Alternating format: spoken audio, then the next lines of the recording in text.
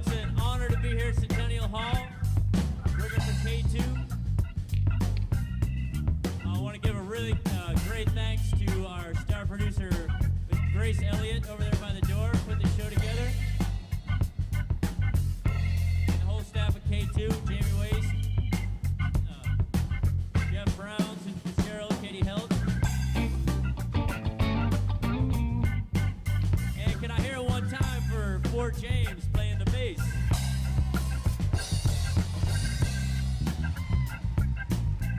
And how about for Alan Wicks on the drums? And Mr. Steve Nelson on the keys playing for you. My name's Justin Smith, and we got Doc Washington in the house, all the way here from Phoenix to sing for you. And stick around, folks, because we're playing all night. Here we go.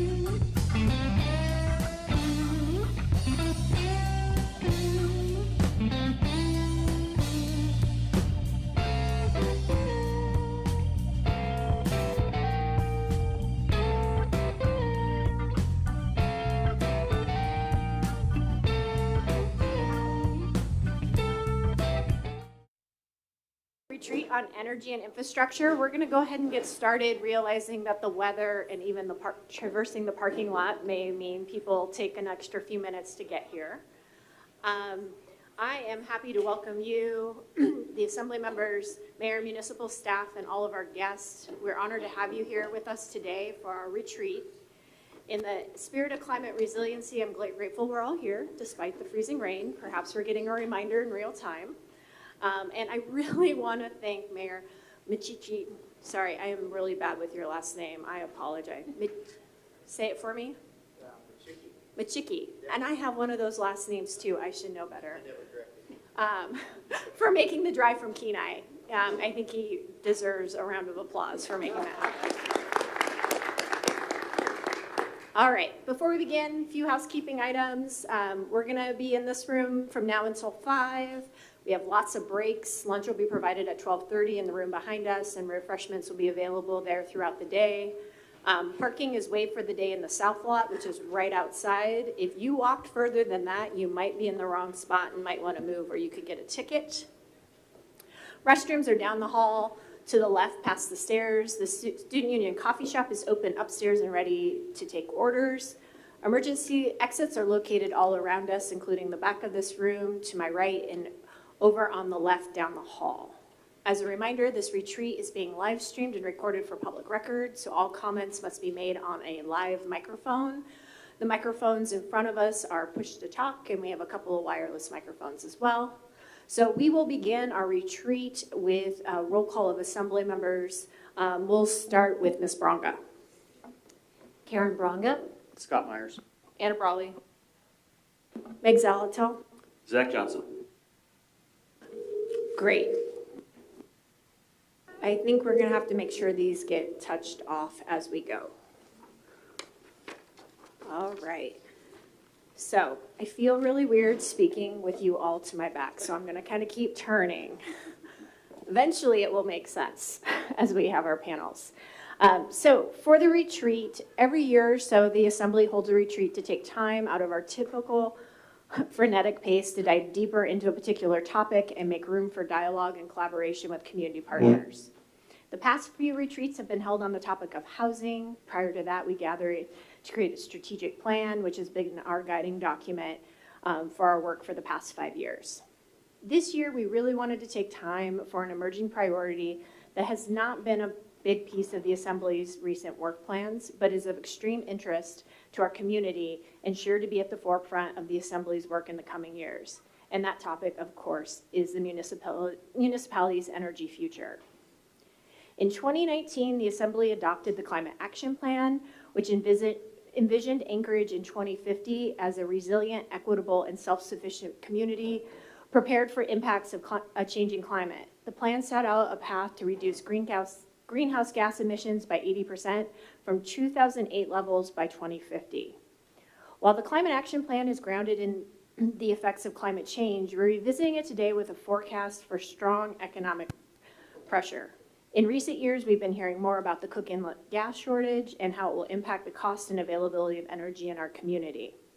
This is not an issue that has typically arisen in Assembly business, but the business of the city doesn't happen in a vacuum. The energy issue is so big and so complex that it will take all of us working together to develop solutions. So part of today is about building relationships, understanding how the municipality is engaged in a network of problem solvers. The other part is for us to come to consensus around the fact that the way the municipality responds to this issue will have long-lasting impacts on our way of life and the economy in Anchorage.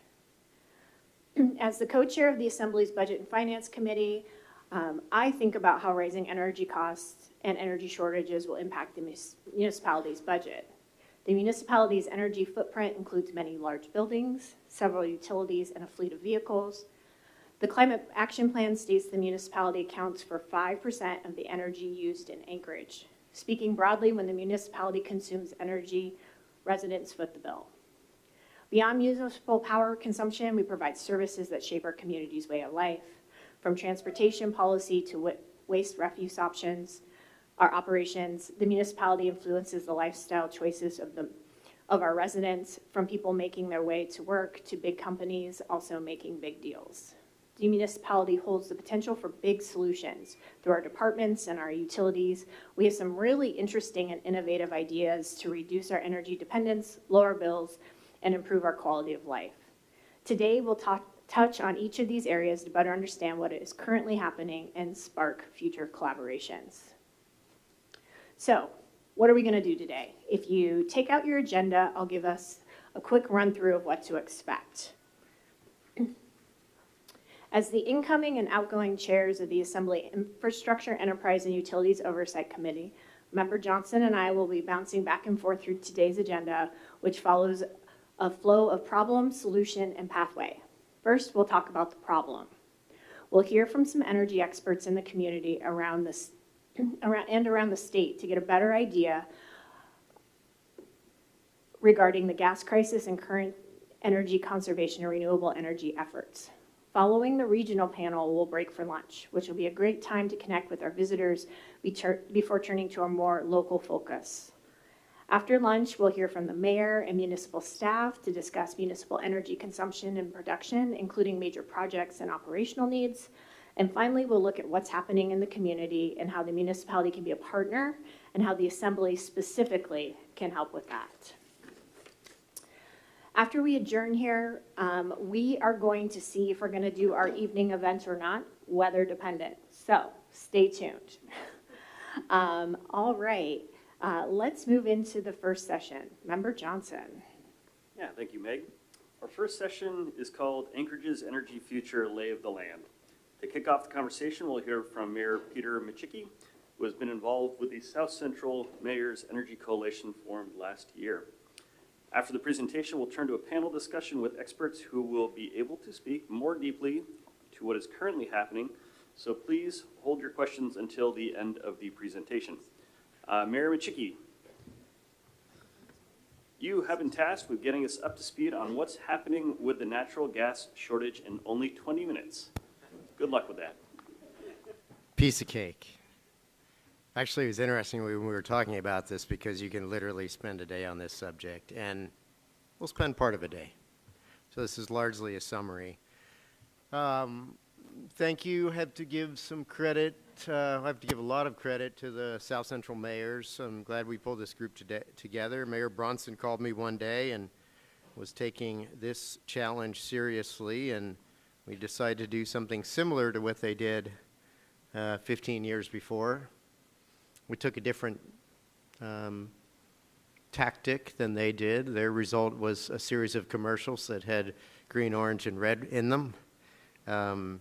The tactic that we've taken, and I'll click over to the next slide, is a little more unique, and I'll talk about that in just a moment. So this is what we're going to cover today, an overview of what SMEC does, the South Central Mayors Energy Coalition, projected shortfalls, summary of some projects that we've reviewed, possible energy outlook with new projects, what some of the realities of North Slope gas and imported LNG look like, and some takeaways, and we'll take some questions. So we got together, and it is a little bit unique. Often there's a white paper approach. People get together and they decide they're going to make it very technical, and one of the legislative results we saw recently was a 100-page document that no one's going to read. So what we tried to capture was not the white paper approach. We're looking at potential solutions in Cook Inlet to see what that balance looks like and what the actual potential is. Sorry, I'm silencing my phone. And what I like about our approach is it's just very different, very pragmatic. We invited sponsors. So there was a SMEC group, and then we had a technical committee. And Scott Jepson, a man I've known for a very long time, I have a lot of respect for, and I'm mainly saying that because he's listening online. He's at a family emergency in the lower 48, but he will be grading me on this presentation. He put a lot of work into it and is really responsible for a lot of the methodology on the technical committee aspect. We looked at a time frame for projects. We invited proponents of various projects to come in and present. financial backing, cost, energy output, roadblocks, and areas where we could advocate. We understand our role. John Sims is going to be here a little later to chat with us. The utilities are going to be the ones making these decisions. So people often point at the legislature, or they point at the governor. They might point at some of us, but that's not what we do. Our most valuable mission here is advocating for someone willing to step up and make the right decisions for a comprehensive plan forward. There isn't one. And that's something that we have to demand going forward. So it gives you a little cover, but our job is to cover the decisions, the tough decisions they're going to have to make for this comprehensive plan to occur. So,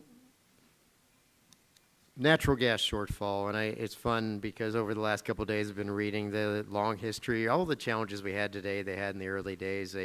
Since 55, they've had environmental challenges to Cook Inlet, exploration and production. And that's been a constant the whole way, right? So the major gas discoveries in the late 50s and 60s, they discovered while looking for oil. I mean, I used to work for ConocoPhillips, ran the LNG plant. That LNG plant was finding a lot of gas with the absence of a local market. So there were LNG exports, there was ammonia exports in the Agrium plant. There were large field sizes with small local markets, and that market was oversupplied. So over 12 trillion cubic feet were produced, which would be a good number today. And USGS estimates 19 trillion cubic feet of recoverable. But recoverable is an interesting word. Technically recoverable does not mean economic. We have a very challenging permitting, regulatory environment, a very small local market. The geology is difficult. The risk-reward profile does not compete with lower 48 and international markets. It just doesn't. So we do have exploration and development of known resources that's still going on. Those projects, I cover a little bit more from them in a little bit. Timing is absolutely key, and the economics of those projects are challenging as well. So this is kind of the current forecast from the DNR, and a lot of you have seen these slides. This assumes continued drilling by Hillcorp, does not include the sort of, let's say there's 2 projects out there that have some potential that are having a difficult time getting off the ground. We'll talk about that in a little bit. So this is a constant. We're assuming 60 BCF that with that similar split, the BCF for heating and the 10 that we assume is associated with gas that's needed for oil and gas production, the 25 for power today. We start running into some trouble here, depending on, and this is something Scott covered well in a meeting we had yesterday that I keep insisting on, is we assume that 200 million a day constant, but that 200 million changes at minus 20. Changes a lot at minus 35. We could go to 50 to 100% higher than that 200 MCF demand. And that's where we ran into some trouble last year. That's where we could, doesn't look like it today. I think we'll have a very easy winter, but we know how quickly that can change, and that becomes challenging already. So when we talk about running into trouble a little bit later on in 27, 28, that happens today at minus 20. So we reviewed some power projects, and the power projects erode the demand from the above the red line, not really below the red line. I think everyone understands that, right? We talked to, so I want to go back up just a little bit. This SMEC committee has eliminated the politics from the discussion. I know that's really difficult to do. We haven't given the projects a D or an R next to their names. We've just looked at them all on face value and what they can provide for us, right? We know what everyone's plans look like going forward. Every community has a carbon or a climate change plan. We're just looking at the potential of these projects, and we've kind of eliminated how people feel about the various projects. So we Puppy Dog Lake is solar, Bradley Lake, Dixon diversion, geothermal, wind, coal, micronuclear, tidal. And we looked at some of the challenges, as you can see here, and you have the presentation, so I'm not going to go through every project. If you look at the dates, most of those dates are kind of an FID thing. The only project on that list is Puppy Dog Lake, which is a 30 megawatt project, and they have a signed commitment with HEA. The rest of the projects without signed commitments are not moving forward. When you look at the coal project, they can produce a large amount, kind of any amount that we need, but the next step is a $50 million commitment for them. They're not going to take that step without a signed agreement. And I think everyone understands that, and certainly the utility folks do. You get to a point where you propose a project and it comes to a screeching halt without a commitment from utilities. And that's not pointing fingers at utilities. I know they're looking at all the options right now, but that's one of the primary challenges that we're facing. You're looking at 965 megawatt capacity, which is 22 BCF a year. That's possible here. Assumes no permitting or legal challenges, and does not include micronuclear, because we've been talking about that for years, but there isn't one yet, right? So it's a challenge without, well, I like talking about opportunities. There are a lot of opportunities here that could come to fruition that are not oil and gas. The carbon project promises to be carbon neutral. We're not pushing any of the projects. We're rather agnostic on what they represent, except for the P50 output. That's what we care about. And of course, the probability and earliest startup date. So what you're going to find here is that we have a timing issue. Where we are today on the development of these projects and commitments going forward on these projects probably should have occurred 3 or 4 or 5 years ago. And here we are today worrying about what things look like in 27, 28, or a cold winter week today. We move on to natural gas development projects that are realistic. Hillcorp, however you personally think you feel about Hillcorp, without Hillcorp, we would have been in this position 10 years ago. They have been enormously productive. They came in when everyone was leaving. They pushed that demand foot out another decade, and for that we should be grateful. That's just the bottom line. They have been, and still working today. I mean, they've drilled 153 wells since 2011. They've spent over $1 billion. Yes, it's profitable. That's why some of us are in business. But the bottom line is it's been really beneficial for us. Blue Crest Cosmo Natural Gas, they estimate reserves at 200 BCF. They're 3 years from FID. They've been 3 years from FID for a while. They're having some funding issues. All of what you see about projects on these screens, those proponents have reviewed what we have on the screen. So we're not catching any of them by surprise. We've been quite upfront with everyone about what you see here. Hex Fury, a Kitchen Light prospect, estimated reserves of 300 BCF. I believe that. They say they're burdened with a 12.5 state, 12.5 private royalty. They're asking state to reduce royalty. They've gone to the legislature. They were unsuccessful. Maybe they go back. Of course, now they're looking at state relief that is in statute today for the first 12.5%.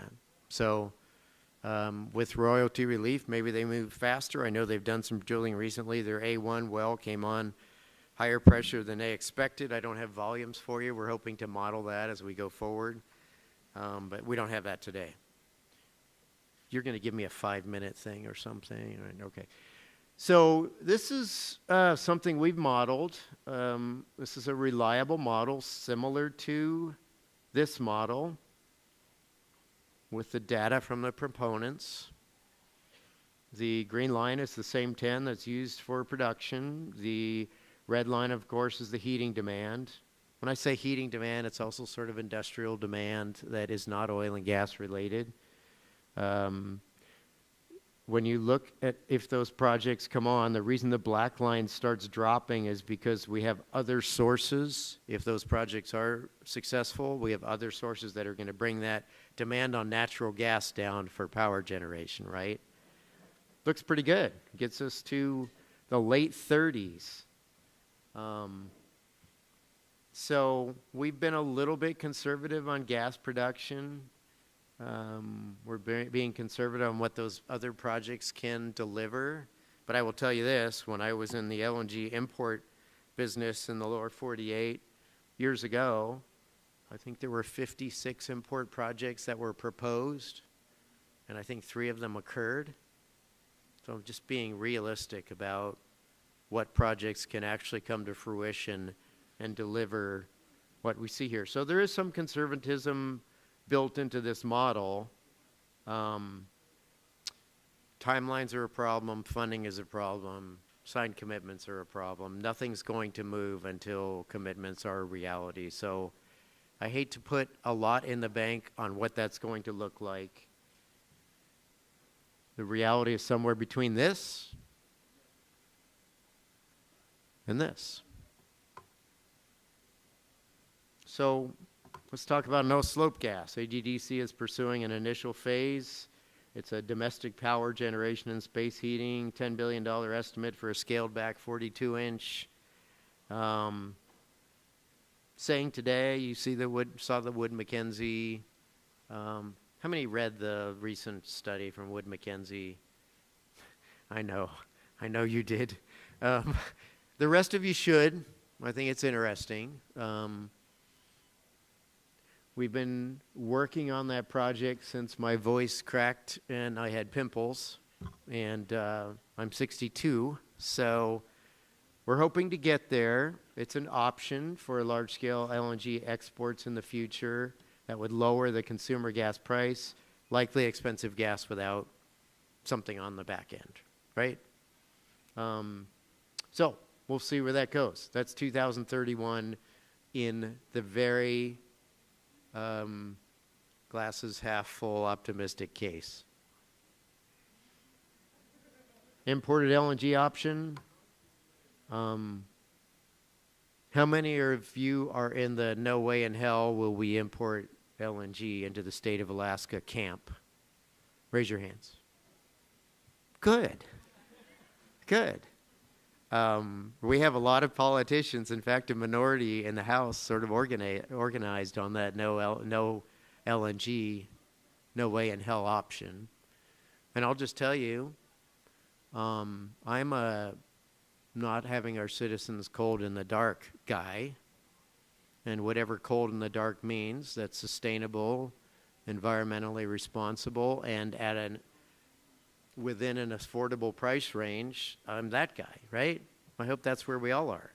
Okay, 5 minutes. A gas storage bill passed in 2024 provides Hillcorp store third-party gas to Kenai Gas Field. We'll see what happens. There's FSRUs, there's onshore regasification. That's a utility job. That's not mine.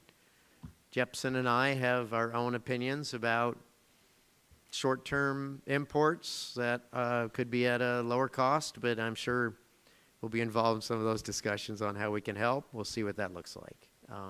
But the reality of it is that may be the most reliable near-term, short-term option at the most economic price for our consumers. So takeaways, exploration potential may be large, but the basin is not attracting significant exploration investment. That's just reality. Eliminating the need for natural gas for power generation does not solve the long-term natural gas shortfalls for heating. Not all renewables are base load and will need a backup source. North Slope gas has been a possibility for a long time. Earliest 2031 does not meet anticipated near-term, short-term supply gaps. Negotiations with potential partners are not complete. LNG imports could be an option that provides certainty of supply in the near term. Some folks think of it as the easy way. We don't want to discourage local production. Our group prefers local production. Cook Inlet today, North Slope down the line. We're just more realistic about short-term issues. And unless a strategy likely with multiple components is selected, a significant gas shortfall is all but guaranteed. So the message we have as we go into questions is that a comprehensive solution needs to happen today. We are there to back up the utilities for the tough decisions they're going to have to make. And I'm ready for any questions you may have. Well, if I may, I think we're going to ask you to stay up on the stage there, bring the rest of the panel up, and then invite members to ask questions of all of you. Very good. So yeah, thank you for that, Mayor Michicki. Please feel free to grab a seat. And then joining him for this panel, we'll have John Sims, President of NSTAR Natural Gas, Trish Baker, Senior Manager for Government and Business Affairs at Chugach Electric Association, Chris Rose, Executive Director of the Renewable Energy Project, Renewable Energy Alaska Project, REAP, and Nat Hertz, reporter and publisher of Northern Journal.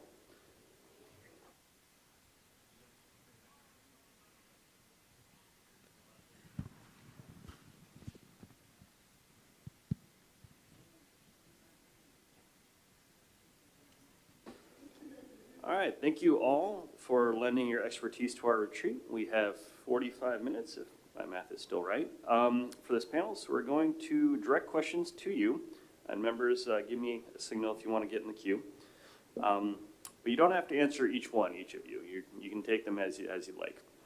So members, queue's open. But first, I'd like to invite our panelists to give their initial reactions to the presentation. Is there anything you'd like to quickly add to what Mayor Michicki offered? So thanks for the opportunity to be here. John Sims, born and raised in Alaska, graduate of Ravenwood Elementary School and Greening Junior High and Chugach High School. So great to be here. Started at NSTAR in 2005. I've been in the president's role since 2017.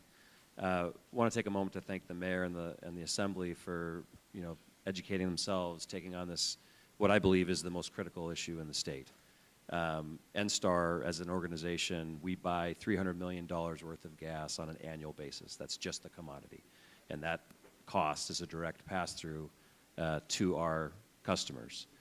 A lot of the discussions that we're having today, a lot of the potential increases, you're looking at more than a 30% increase in that $300 million. So that's almost $1 million direct impact to the economy. So when you think about these issues, they're real.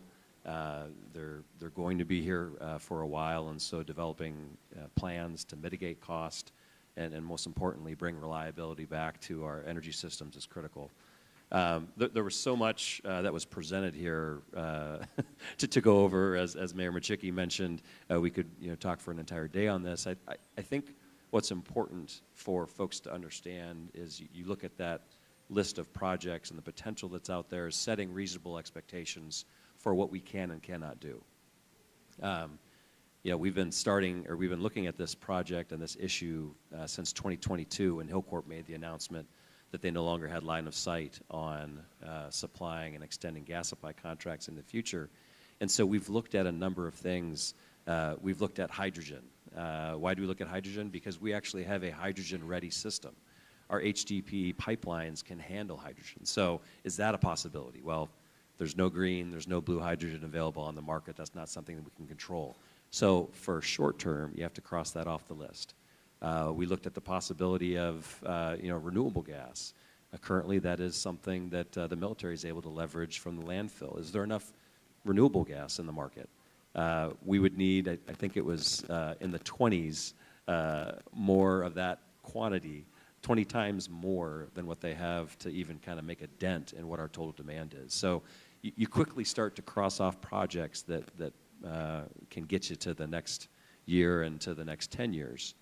I think as we look at this problem, one, the most important thing, I think every community should want a diversification of energy. That's critical and that's extremely important. I think there's the potential to have that, But you have to start with the foundation. And when you look at the electric utilities along the rail belt, obviously NSTAR, we don't have any other options but natural gas. But looking at the electric utilities, they have a challenge with natural gas. Regardless of the portfolio of energy or power generation that they're looking at, natural gas is critical to them. So that's the first issue that we have to address.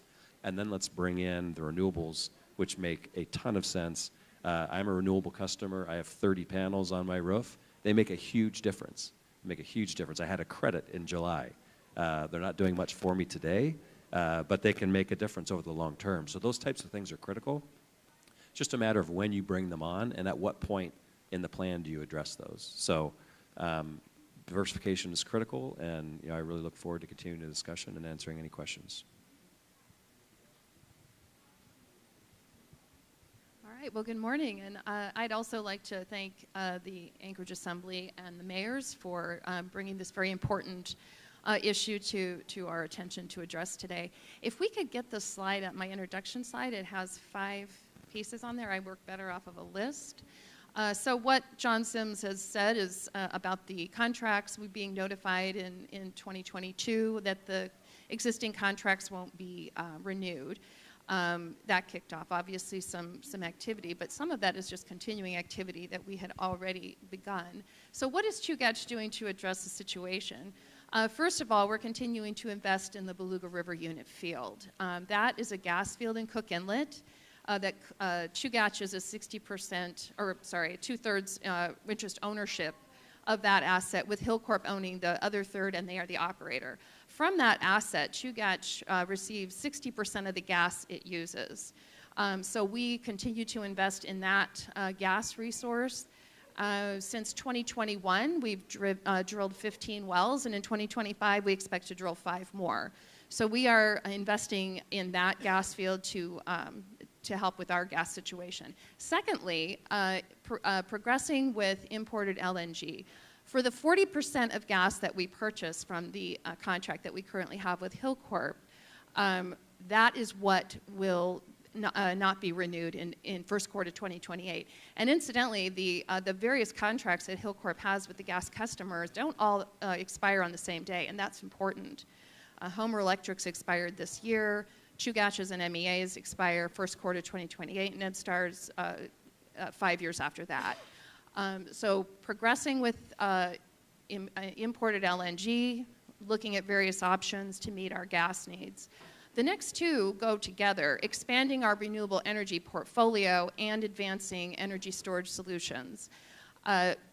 Hydro is the gold standard. Hydro is dispatchable, renewable, firm.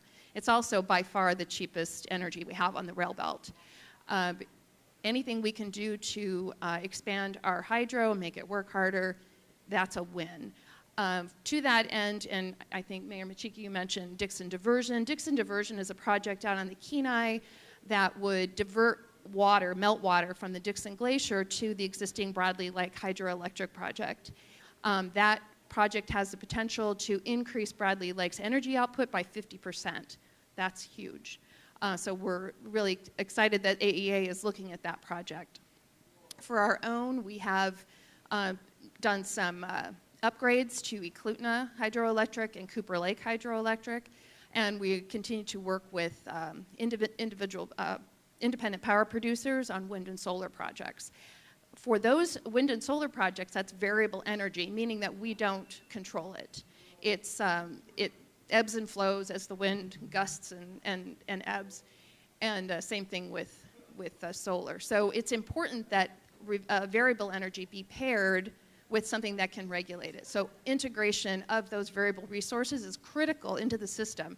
You don't want to curtail, which is a fancy word for waste, because we're paying for it whether we use it or not. So you want to make sure that we're really carefully integrating those resources into the system, onto the grid. So to that end, advancing energy storage solutions, we're aggressively looking at that. And in fact, some of you, I think I saw Representative Josephson here, came to our ribbon cutting ceremony for the battery energy storage system at the Chugach campus. That battery energy storage system is co-owned, 75% by Chugach and 25% by Matanuska Electric. That particular asset is finite space, 40 megawatts. it was put in place for to transfer our what we call spinning reserve from the thermal generators to the battery. What that means is Chugach has the two most efficient thermal generators on the rail belt, or in Alaska. And if we can run those at their most efficient, then that saves gas. But we're required to have spinning reserve, meaning that we're required to have space for a sudden increase in our load. If we can transfer that spinning reserve to the battery, then we can run those thermal generators more efficiently. It's tantamount to the two numbers you get when you buy a car and they tell you your miles per gallon in the city and miles per gallon on the highway. It's always better on the highway because you're running at the most efficient and keep going at the same speed. That's similar to the battery. If we can run our thermal generators at their most efficient, we save gas 5%, and actually we've seen a little bit higher than 5% gas savings since we just commissioned the batteries in October.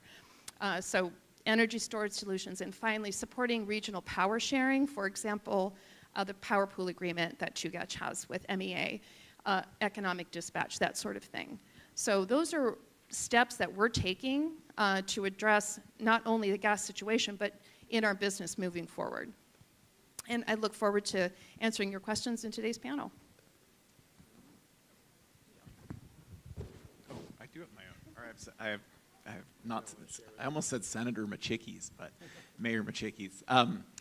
Hi, I'm Nat Hers. You can tell I'm the only reporter on this panel because of my non-professional shoes. I publish a newsletter and website called Northern Journal. There are some members in the crowd, so thanks. If you're not a member, you can check it out, northernjournal.com. Have to do some promotion here. I did have reactions to Mayor Machicki's presentation, which was, I was telling him he said it was going to be non-political, and I kind of scoffed because he's an elected political official, but I thought it was pretty good. So if the voters of the Kenai Peninsula choose not to return you to office, there's an open desk for you at Northern Journal. This is a little weird for me because I think normally when I'm asked to be part of a panel, I'm more of a moderator. So I think I'm going to try not to do any sort of advocacy or anything because that's not my job. Maybe more sort of just offering some context and maybe if I have some questions for the other panelists. But the one thing that that sort of struck me between from Mayor Machicki's presentation was I do think you left out a little bit, and what you left out was sort of the last 15 years of history that I think is really relevant here because we actually have been in a very similar situation in South Central Alaska on the rail belt before, and I think the sort of response and reaction and the steps that were taken in that situation about a decade ago when the Cook Inlet region was dealing with a natural gas shortage, the legislature made the decision to create pretty generous subsidy program for Cook Inlet oil and gas exploration and production, and that effort brought new players. I think it's fair to say brought some new and additional production online that got us out of the woods for 10 years, but it didn't solve the problem. And I think when you look back, I thought your point that renewables don't solve the problem of imports. Like I think that's true when you look at the timelines for those projects. Like they do not arrive soon enough to fill the gaps that are forecast. If 10 or 15 years ago we had taken a different approach as a state, as a region, as a legislature to start down the path of diversification, I do think actually we would have been in a different situation today, or I think it's at least fair to say that that was possible. And I think it sort of shows you the significance and importance of some of the policy decisions in the kind of energy realm that folks are going to have to make. And I think most of those decisions are probably going to be made at the state and federal level. I don't know exactly what the municipal role is, but I think sort of that history is definitely something that's like worth keeping in mind here and remembering as the policy decisions are being made that are going to affect the next decade and longer than that. So that's what I would offer to start. Thank you, Nat. I was going to stay away from politics, but if you want to drag me into it, I can. No, my primary focus is like most of yours. We're looking at the last decade of outmigration from Alaska, primarily from South Central. Estimates are that we continue to outmigrate until 2050. The governor's recent task force on health care went around the state and they asked the question, what's the problem? Why are we having a hard time landing some professionals? 3 things: energy, schools, housing. Energy, if you think there are new investors looking at Alaska, they can talk about data farms and all the things that people are talking about. If you think that they're even considering Alaska until we solve our energy problems for the long term, you're not going to see a lot of new investment. That's just the reality. And it's just not available energy. It has to be cheap energy. It has to compete with, as Ms. Brawley and I discussed just a moment ago, we have to compete with everywhere else in the lower 48, and we're not. And we have to be aggressive. We have to be bold. We have to be risk averse, but at some point we have to make the right decisions to move forward because it's not going to get better. 4 daughters, I want them back. Very selfish approach. I'm thinking about everyone else's daughters that are not coming back and sons because of that lack of opportunity. So we can talk about the details on how we get there. And I can talk about the Cook Inlet Recovery Act for a very long time and some of the limited benefits that we enjoyed from Cook Inlet Recovery Act and the billions in credits we pay out that had no return. We have to do better. And there's statutory improvements that can occur. There's certainly policy decisions that can help encourage, motivate, incentivize a different outcome. But they require more thought than the Cook Inlet Recovery Act delivered.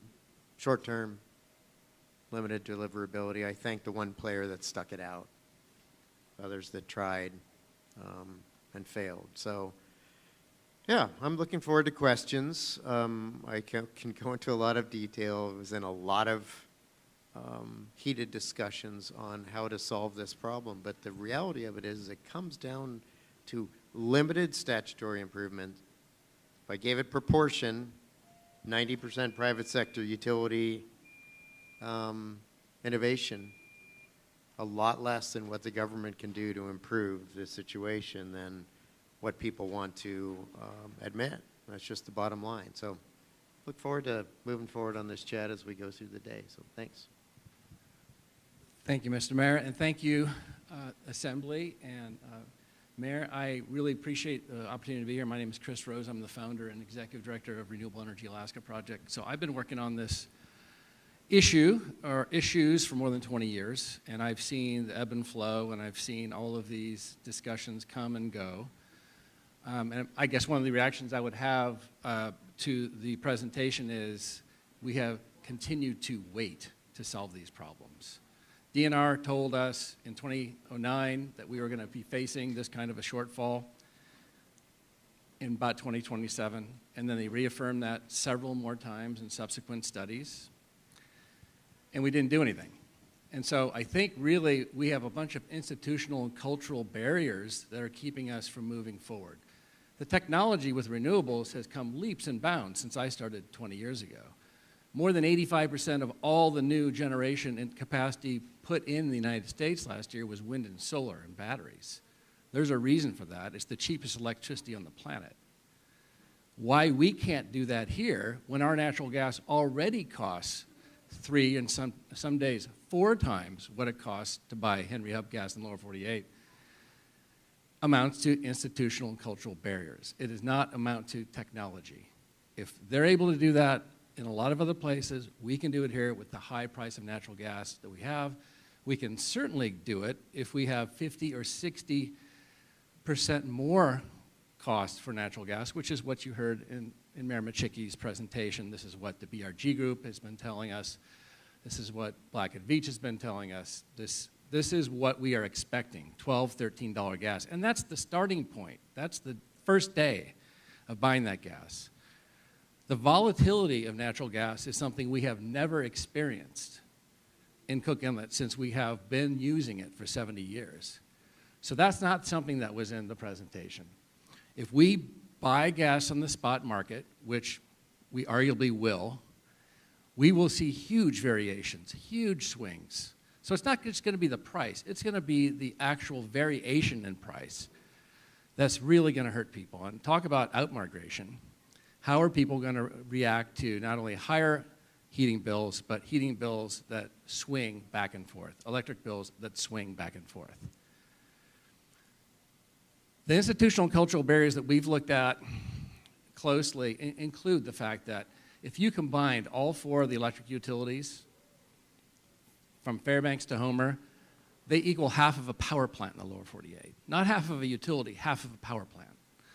And it made a ton of sense when those utilities sprang out of the wilderness 70 years ago to serve their local needs. But since roads have been built, since transmission has been built, since the internet was invented, we are still operating this grid like we did 60 or 70 years ago. I appreciate the fact that MEA and Chugach have a power pool agreement. They were ordered by the RCA to have that power pool agreement. And it's still not fully operational.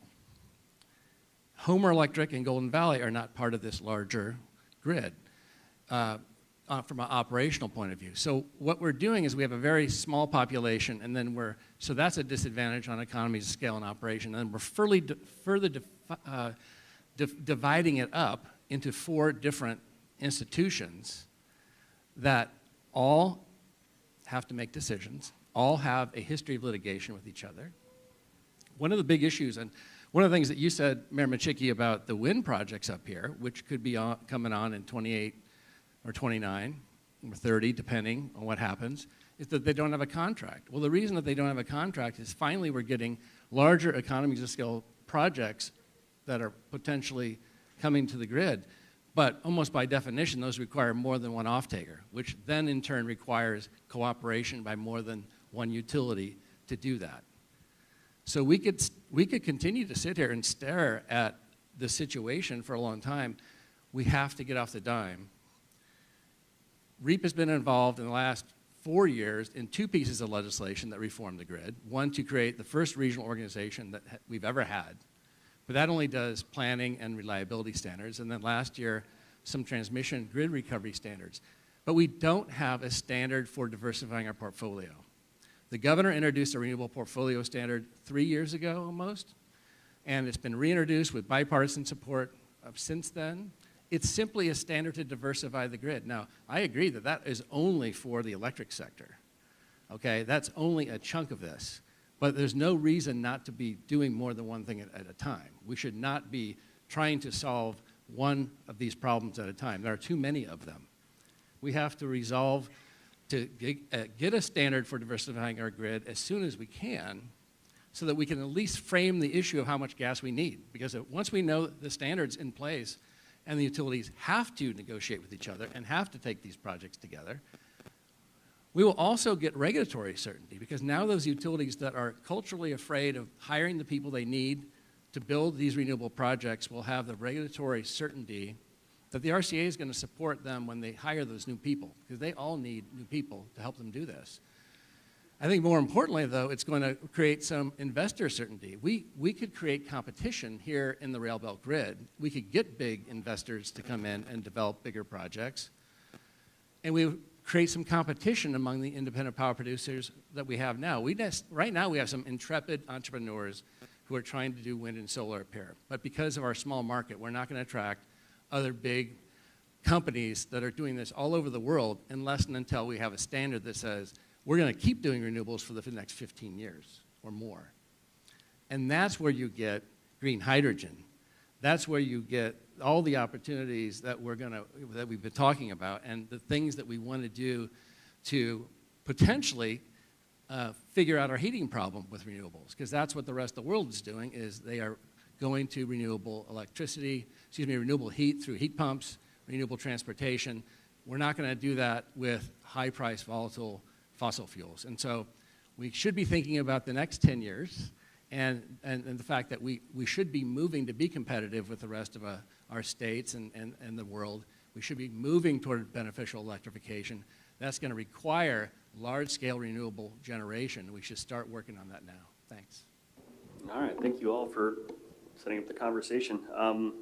Certainly appreciate having such a diverse range of experiences and perspectives up there. So with that, I think we're going to go ahead and open it up to member questions. Again, just give me a wave if you want to get in the queue. But first, we have Member Brawley. Yeah, thank you. I'll start with one question, but I could probably generate a lot. And this is really helpful. I'm learning a lot. Mayor Michicki mentioned an overall shortage looking at 2027, but as you said, it's really about peak demand, and so we could be looking at that a lot sooner. And I'm thinking back to what happened earlier this year, this winter, and kind of that, it worried a lot of people, and we came out of it okay, but obviously that's not going to happen forever. So I'm wondering, maybe from the utilities in particular, what happens this winter, say January 2025, we have a cold snap, across South Central. What are we looking at in terms of options now, recognizing that we need to be long-term, but kind of, I know that's the question people are going to keep asking is what happens this winter? Thanks. I'll take that one. So this January, for those who don't know, we own a third-party storage provider down in Kenai. It's called Singza. The intent and purpose of that storage facility is during warmer temperatures, we're able to inject gas so that during times of peak demand, we can withdraw from that facility to meet the needs of our customers. There are 5 wells that we withdraw gas from, and in the middle of January, we lost 2 of those 5 wells because they sanded in. That instantly reduced our withdrawal capacity from the facility by 30%. So right away, big gulp, right? And so in collaboration with the other utilities, with the producers, the governor, the mayors, everybody, we obviously came up with a solution to fix it so that we didn't have to curtail customers and ask for more load reductions. The governor actually reached out to the military, and they turned down their thermostats to help with demand. As the natural gas situation in Cook Inlet continues to develop, so as gas reserves get lower and lower and lower without the appropriate amount of drilling activity in the inlet, that line gets thinner and thinner, and we get tighter and tighter from a gas supply perspective. So assuming systems operate appropriately and as they're designed, everything is fine. It's when we start having outages on different parts of our system, and that can happen in any part of the system. It can happen on the producer side, it can happen on the utility side, but that's how tight we are during those cold January months. And that's one of the reasons why when you think about a utility and its purpose, our first mission is, we have an obligation to serve our customers in any condition. And we've been very, very good at that for decades. And so when we look at solutions, the first and foremost thing that we have to look at is reliability.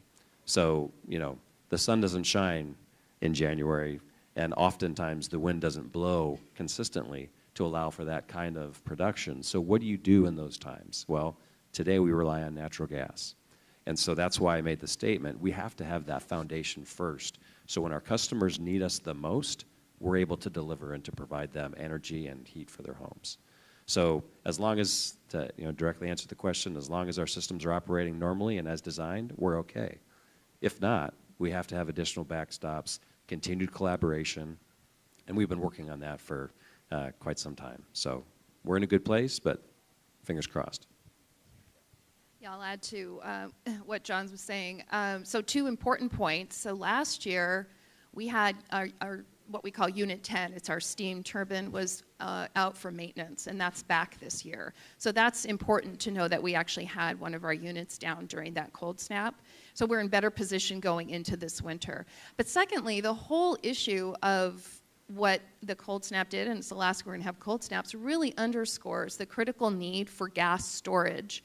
Singza is the Cook Inlet Natural Gas Storage, Alaska. it's a great asset. It's where typically gas is stored in the summer when so that we have it available to us in the colder winter months. We need a lot more storage, and going into an era where we'll be importing LNG, it is critical that we have additional gas storage. And that would be true on the other side of what we're calling the LNG bridge, this import LNG bridge for Chugach. Even if we get, say, North Slope gas or additional Cook Inlet gas fields, the need for more gas storage will not go away as long as we're using gas in any capacity. So having additional gas storage is really, really critical. I'd just chime in here. I think it's been interesting sort of reporting on this issue and talking to folks in the sort of energy and power industries, both sort of on and off the record. And I would say, I think that both John and Trish, like as representatives of the utility world, like they have a tough job right now, because I think one thing that I often am a little bit sort of surprised not to hear a little more emphatically from folks like them is that I personally, like from what I've seen, they're not going to let like us and your assembly constituents like freeze in the dark in the next couple of years if we get into a situation where there's trouble like meeting instantaneous demand. I think and this is what we saw in this past winter, like certain customers like might have to be curtailed, right? Or there might have to be like reduced,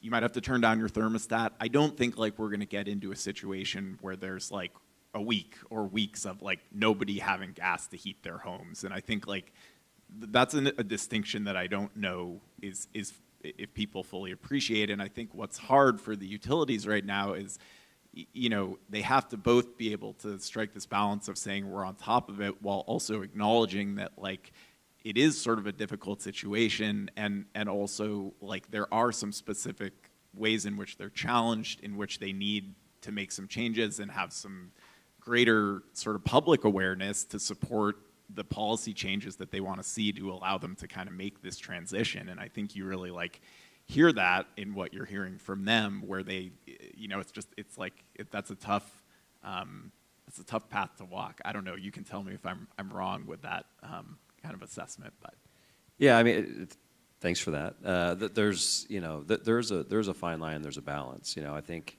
facts are really important, and so I'm comfortable where we sit today, but we have a system that is not a redundant system like other utility grids in the lower 48, like natural gas systems. Definitely from a producer perspective, you look at a lot of utilities in the lower 48. If they have problems, they can just pull energy from another state or from another location, another region.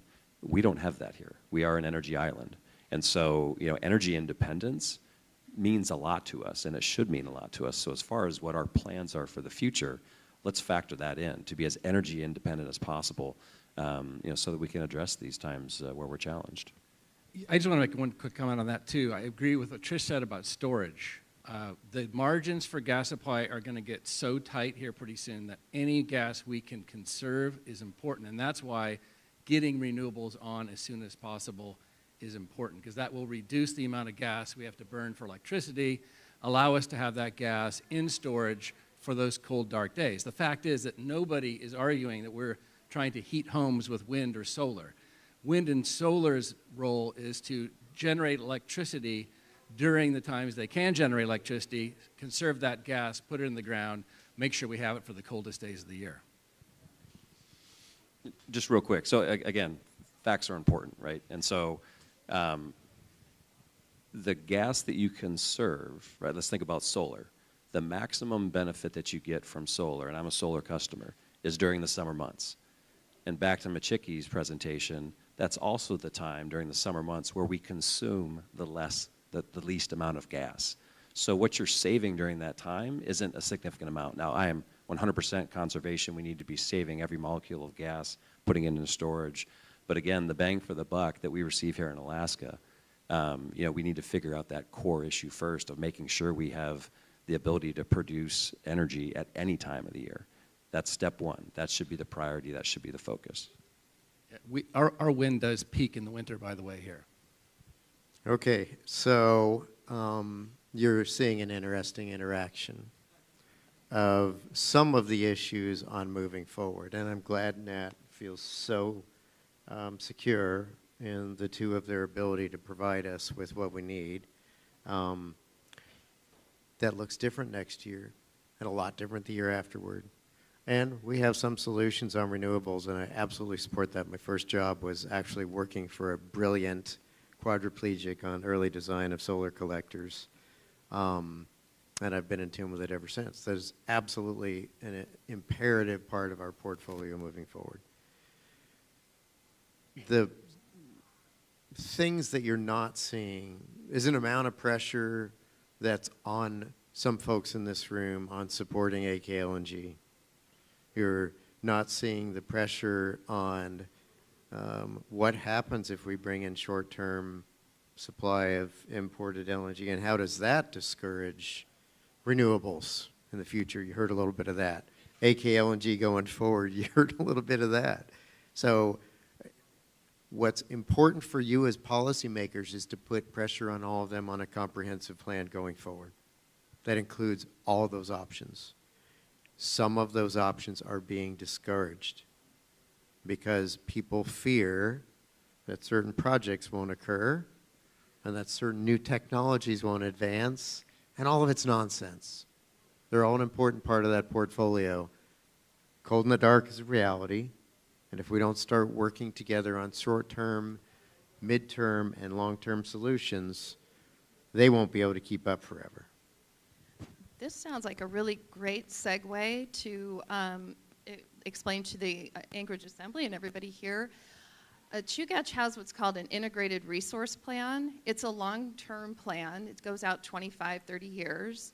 That says what we're planning on doing beyond today. So we've got two, and actually to Chris's point earlier, we have, our number one issue right now is gas for the company. And we have a whole department of people that are solving that issue and looking into that issue and trying to get that resolved. But we have a whole separate group of people who are working on long-term and largely renewable resources for us. So the integrated resource plan is what we're using so long-term we can be able to integrate particularly variable resources such as wind. Right now our integrated resource plan is very wind heavy. And the reason is just stated a little while ago, the wind more closely matches the shape of our need. So it is windier in the winter, and that is when we're consuming more. So at the moment, our integrated resource plan is really wind heavy. That is married with a lot of storage.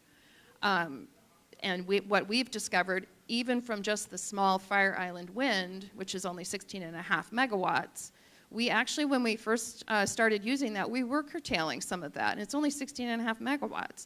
It took a learning curve for us to figure out how to incorporate variable energy into the system. It's new. Prior to renewables, I mean, electric generation was probably the most boring industry on the planet.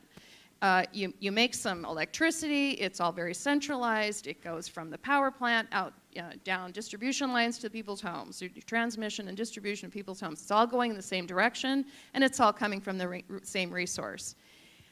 It's really exciting going into it now, but that also means there's some complexity. A lot of people, like John, are what we call DES, distributed energy systems, and they're creating some of their own, and actually the energy is now flowing two ways on those distribution lines. It was built to go one way, and now it's going two ways. We are going from a place where we have all firm energy, gas and hydro, to where we have gas and hydro for baseload plus a lot of intermittent renewables. And how do we regulate that? How do we keep the system safe? How do we avoid load shed when we have these ebbing and flowing of that power? It's important to know that when the integration plan, what that does, it includes a regulation for it. A very small example would be if John's using his solar panels and he's running his dishwasher and the sun sets, his dishwasher doesn't go off because he's not generating energy. it's backed up instantly by what he gets from the utility.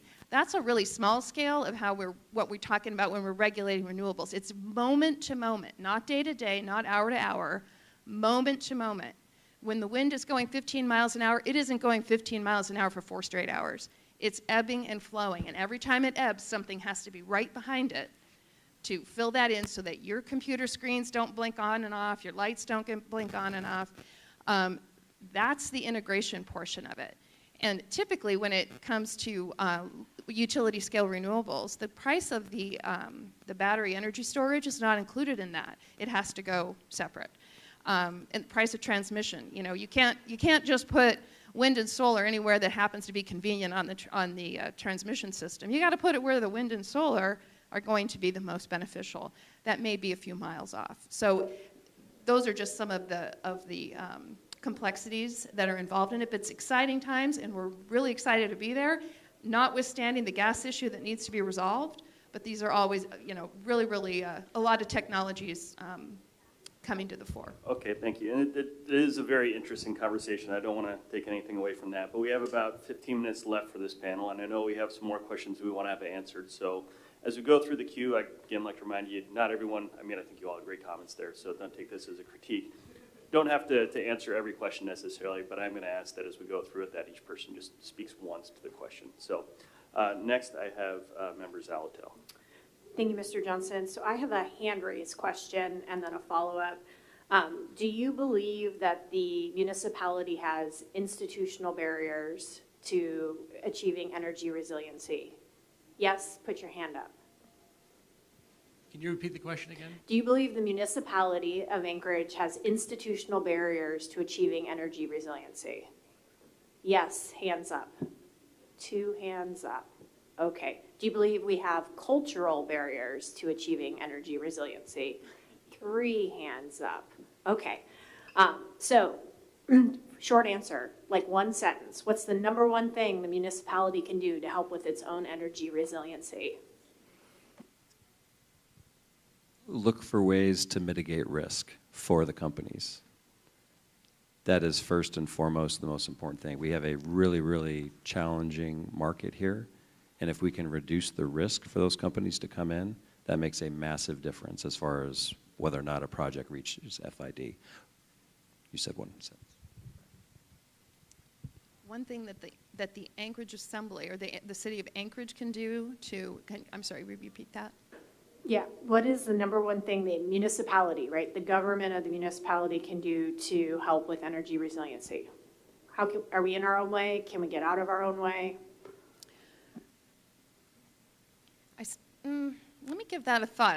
To be honest with you, that is not a question that I thought. Typically on these issues, we're working with the state level, and we've been very not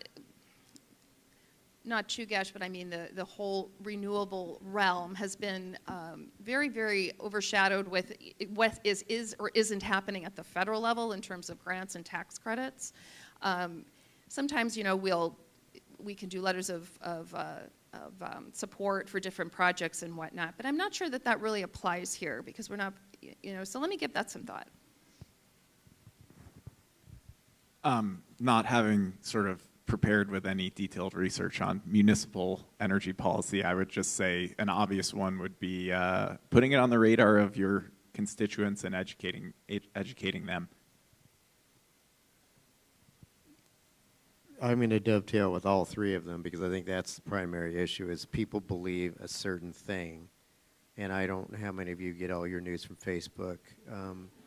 But it's and of course an equally reliable Northern Journal. No, sorry. People just get into their little silos and your job is to break them out of them because they honestly believe it's one answer or another and it's just not. You see some of that sitting right here. A little bit sitting right here, a lot of it out there with other politicians in the state. Your job's to break through it because that is what the answer looks like. It's quite diversified and more diversified over time. Focus on efficiency and conservation. If you do use 5% of the municipality's energy, you have a huge opportunity to reduce that significantly and to educate the people in the municipality to do the same. There's a new green bank that just got formed in the state. There's already a property assessed clean energy program that the municipality has set up. There's huge opportunities to reduce the amount of heating we have to do here in the Anchorage area and the amount of electricity we use. So I do have one thing. I'm sorry to interrupt you there, but again, in the interest of getting through more questions, I think we're going to try and keep moving. That's what happens when you're too late and your brain works too slow. That's all right. Well, I certainly hope we can keep the conversation going during lunch. So with that, Member Braga, you were. Thank you. This was an electric question, but it also kind of is conserving question. I know that we sell methane to Fort Rich, but if you drive on the highway, you can smell that it is not efficiently being gathered. And so I feel like that is wasted, and I'm very simple on energy. So, and I also know that Merrill Field used to be a landfill, and there's probably methane down there, and I wonder if anyone tried to capture that. But the electric part, if I stand under the high voltage wires behind my house with a fluorescent bulb, it lights up. And I wonder, is that a sign that we're losing electricity on the line that could be more efficiently insulated? Anyway, so as I said, I have simpleton brain, so I guess I'd quickly answer that there's always line loss. And there's not a ton of line loss on our transmission system. We're losing energy by not sharing spinning reserves up and down the rail belt and not operating the entire grid as one grid. So if Golden Valley, Homer, MEA, and Chugach all operated as a grid, we would be able to share spinning reserves. We wouldn't be burning so much gas to generate electricity that's just sitting in the background. We would be sharing that, but we're not operating the grid as one single grid. So that's a big area of conservation and efficiency that we could get as we operate the grid. Yeah, so line loss, for people that don't know what line loss is, if you put, say, 10 megawatts into a battery and then you go to use it later, there's line loss coming in and out of that. It's like any battery that works that way. So there is that. As with regard to the rail belt grid, and I think Chris had alluded to it earlier. There are 4 independent co-ops or cooperatives, member-owned co-ops. All 4 utilities on the rail belt are co-ops, meaning that they are member owners. So if you are in this room, if you pay a Chugach bill, you are a Chugach member. If you pay an MEA bill, you're an MEA member. They all grew up independently to serve their member owners, and it's certainly that they were working together. And in fact, not just the electrics are working together. We've been working together an awful lot with NSTAR, particularly lately. And I think actually, do you want to talk about the? Yeah. Just real quick, what you're smelling there as you pass right by the landfill is actually the landfill gas. I'm sorry? That's not the methane that you're smelling? yeah, I'm wondering, so I said, it smells like you're losing methane, but you said it's just landfill gas, so there's something different there? So what you're smelling is actually mercaptan, which is what is injected into the gas. Those are not NSTAR facilities. Those are maintained and operated by Doyle Utilities, but that's a part of what they have there at the landfill specifically that they're drawing from. So, yeah.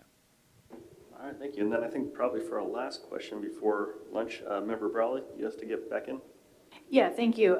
So I'll briefly preface by saying I'm not asking this instead of better infrastructure, dealing with supply, right? So setting that aside, I'm curious, and kind of along the lines of conservation. So, about half of our housing stock is 40 to 50 years old, not very well built to begin with in a lot of cases. And then you mentioned the municipality as a major power user, but I'm thinking of households. I guess two questions. To what extent, again, not because this will solve the issue, but to what extent or what scale of the issue is more efficient usage, conservation, increasing insulation, things like that, right? So that we're demanding less at the household level and small business level. And also how much of that, I guess on the other side too, is solar customers. I'll mention for households, if you own a house and you have enough resources, you can access solar panels. If you live in a condo or an apartment, that's really more challenging.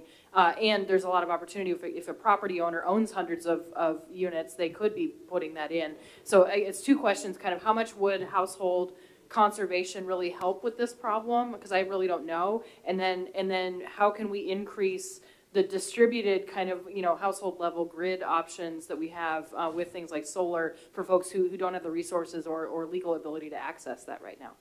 Can I actually jump in with this one, John, quickly? I'm eager because I have a ready answer and anecdote that it invokes some of the other participants here. There was a story that I did about a year ago where the Chugach, I believe, and maybe in participation with the other utilities, did some forecasting of like the need for LNG imports, and there was a really interesting part of the study that was not necessarily like fleshed out in detail, but that actually looked at what happens in a low demand or a reduced demand scenario, a status quo demand scenario, and a higher demand scenario. And what was really interesting was that the reduced demand scenario, you saw the need for LNG imports like pushed off by several years. And I think, the components of that would come from residential conservation versus small business or larger scale customers, that's sort of a question for the modelers, but I think that really shows you that, we do have maybe more power over our own destiny than some people might think. And Chris's organization, REAP, has actually really pushed that issue in the recent Chugach case where they were asking for permission from regulators to raise their rates. Chris's organization pushed really hard to actually have a whole new sort of scheme for residential consumers where higher users of electricity, because they would be using more gas, actually would be paying higher rates as they kind of moved up the consumption ladder of electricity. And that was rejected by the Regulatory Commission of Alaska. I don't actually think Chugach took much of a position on that proposal, but I think that's a really interesting and significant question, and I think an area maybe where the municipality could be thinking about what is the messaging to consumers. So, thanks. Yeah, so some hard numbers. So, trying to think of how long ago it was, but the Alaska HFC had a energy rebate program where you could receive up to $10,000 in credit based on changes and modifications that you made to your own personal home. We saw savings of up to 75% depending upon what you did to your home for those types of conservation measures. So they're huge, they work, they're important. I believe it's getting started up again. The other piece on the solar panels, it costs $30,000 to install those on my home. I'll get a tax credit at the end of the year, but that's cash disposable income that I had. So I think directly addressing your point, you have to expend the money first in the systems that we have today, and that's not available for a lot of folks. So how do we address that, I think, is an important issue. I don't have the answer to that, but it's critical, and that's something that we definitely need to look at because our low-income folks don't have the ability to lower their bills or to make those types of improvements. So that's definitely an issue that we need to address. Yeah, I agree with what John said about HFC. That program was great. It's one of the reasons we pushed for a green bank, to continue that kind of opportunity for people to finance those kinds of energy efficiency upgrades, because you can pay for those kinds of savings quite quickly even if you borrow the money. Same thing for solar now. So the green bank should be available for lower cost, longer amounts of time to pay back a loan for solar, even if you may not have the upfront capital today. Yeah, Chugach is very, very supportive of the green bank for sure. So three-part answer to this question: smart panels, community solar, and microgrids. So smart panels, to Assembly Member Broadley's question about what do we do with the newer homes, the older homes. There is a difference between the electrical hookups in some of the older homes. And so there's a product called a smart panel, and how that would work if somebody, for example, bought an EV or a hot tub or something that was going to draw a lot of power. They put the smart panel up, and what we'll do, it'll prioritize the electric flow in the house so that when you want to, turn on the dishwasher or something, it'll stop charging the vehicle, and then when the dishwasher's done, it automatically goes back. So smart panels is a way of retrofitting some of those older construction. Newer construction tends to have a 220 in the garage that's pretty useful if somebody wanted to use an EV. Community solar, another thing. We just are as we speak just this morning, Natalie and I were in the same meeting, talking about Alaska's first community solar project. Senate Bill 152 passed this past legislature. This is Chugach's second attempt to try to get a community solar project through the RCA. We succeeded in 2024. That is like a virtual solar panel situation. So unlike John, if you couldn't have solar panels on your house, you can get a subscription to a community solar. So that's something that is a pilot project that we're just starting. It should be available in 2025. And finally, microgrids. This is actually the answer to the question that I came up with late, something that the municipality can definitely support microgrids. And more on that, because I know we're running out of time, but it would be just a different way of, it's a more modern way of less directional in terms of how we power the various parts of the city. I'll touch on it because I do want to ask you a question, just for you to fill folks in. When I arrived in the legislature years ago, the power producers were fiercely competitive, unproductively parochial, and very territorial. And I've seen things have improved over the years. But can you address the spinning reserves, which had been an enormous quantity of largely wasted gas? Are we moving forward on working together on reducing? So we talk about conserving and pushing that foot out when we're going to be in a critical demand situation. Have we worked together to reduce spinning reserves? So we're required, spinning reserve is what we talked about a little bit earlier, where we're required by law to have a certain amount of space available for a large load increase. That's based on the largest generators.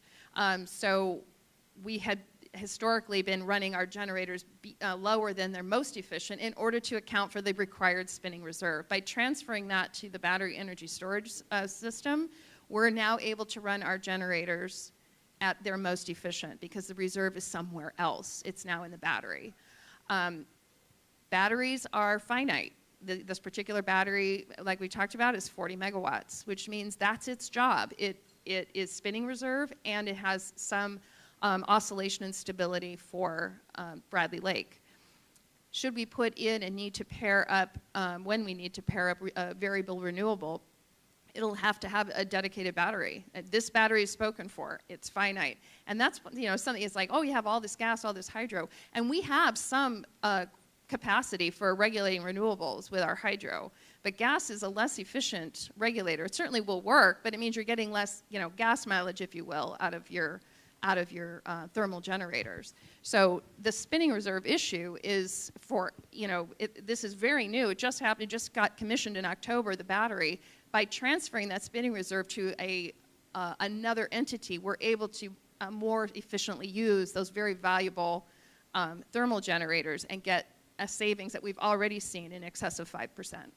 I just really wanted to quickly add in one other thing in response to the original question here, which was about conservation. I think this is like a really interesting sort of question that I think you could think about in relation to municipal policy, that you can think more broadly than the specific question, but like, is it a good time, sort of from a public policy perspective, for someone to buy an electric car on the rail belt right now? Like, that in theory, it's more efficient, but it's going to draw down more quickly the available natural gas that we have left. And so, like, maybe as you guys are thinking about what is the policy for the municipality, how are we replacing our vehicles, maybe do you want to wait 5 years before you start replacing the fleet with electric vehicles until we have our, import solution? I'm not making a suggestion that should be the case, but I think that's also like, it's not just for the municipality. It's like, what are your constituents doing? What are you encouraging your constituents to do through messaging and policy? Like, I think that gets at some of these interesting questions of like conservation right now. So, thanks. Thanks. I hate to put a pin in this because this has been a great conversation, guys, and really interesting to follow. But it is nearly time for our lunch break. So panelists, I hope you guys will stick around, enjoy a sandwich, and maybe keep the conversation going for a few minutes with everybody here. For everyone in attendance, including the audience, you are welcome to grab lunch. We have sandwiches in the room behind us from Maggio. Due to a little bit of a snafu, we don't have a vegetarian option. But if that is something you are looking for, please come find myself or Claire Ross, and we will make sure you're taken care of. But there are also chips and drinks available for you. As I understand, you can have any kind of sandwich you want as long as it's ham and Swiss. So we'll take about 30 minutes for lunch. Enjoy you guys to all gather and then keep the conversation going. And then we'll be back here around 1 p.m. with an address from the mayor. Not this mayor, Mr. Machicki, you're off the hook, but the mayor from Anchorage will be here to speak to us. So I think as we adjourn, I'd just like to ask everybody to just thank our panelists here.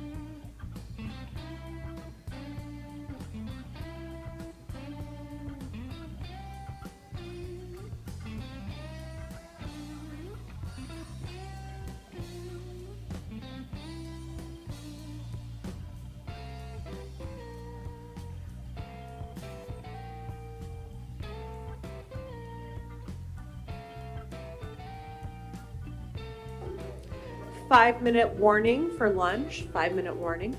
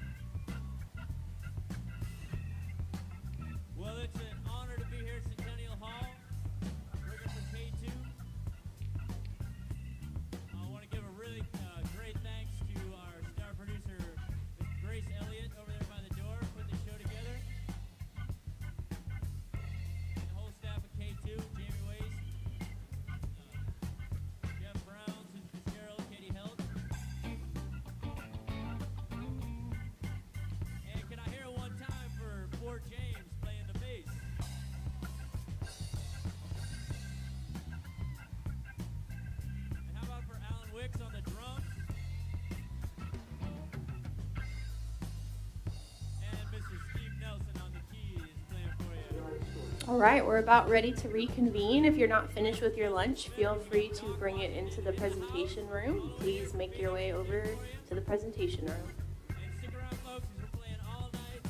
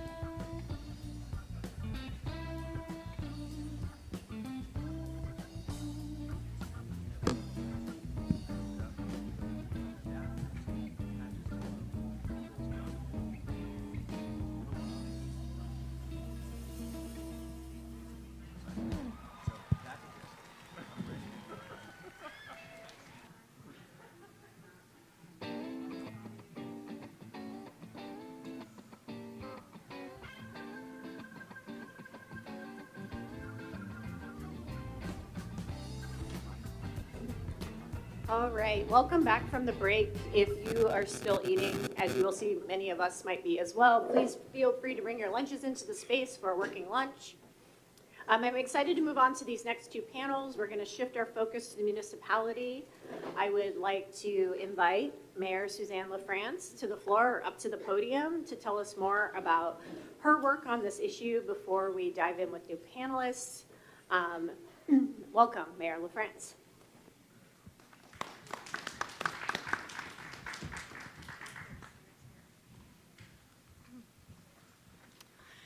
Thank you so much, Vice Chair Zolotel, and thanks to the Anchorage Assembly and Legislative Services team for getting us all together today to discuss such an important issue. This is really wonderful. So one of our key priorities of the administration is building our future, and so working on building up our energy strategy for the next 3 years is super important. We all know it's expensive to live here, it's expensive to do business here, and energy costs are a key factor that make living and doing business here in the municipality expensive for residents. This isn't something that's new. The cost of energy, as we all know, is a driving concern statewide and has been for a long time.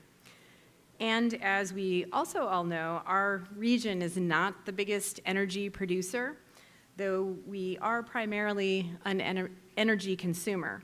That said, our community plays a unique role in shaping energy policy in our state, from transportation and infrastructure to convening partners and housing workers.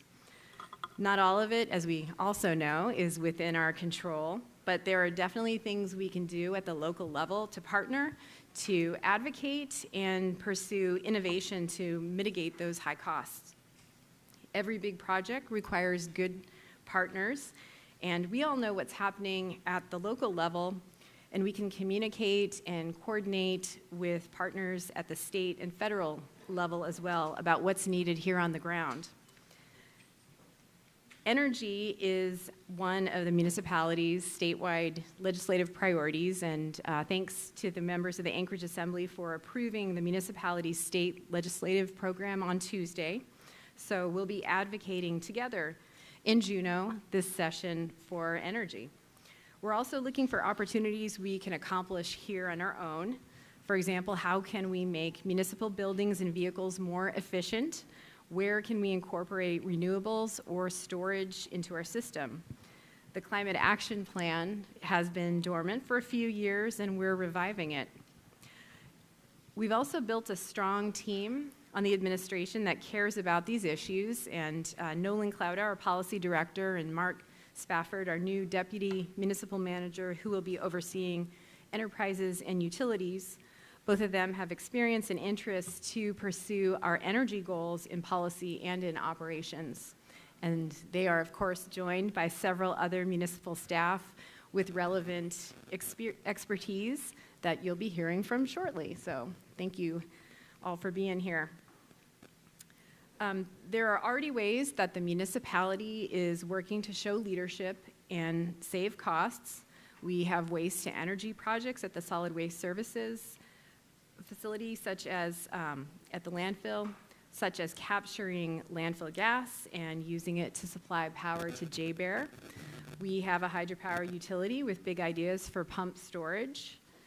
AWU's heat exchange program with Chugach Electric heats 27 million gallons of water an hour, saving costs and conserving water.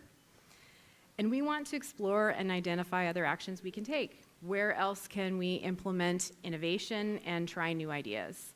So, thank you again for convening us today. A major opportunity is to have open, informed dialogue where we can think about what's possible, what's probable, and what's actionable, and figure out how to move forward together. So, again, thank you so much, Allie and Claire and others for organizing this tremendously important gathering, and I'm excited to see what comes out of these discussions. Thank you.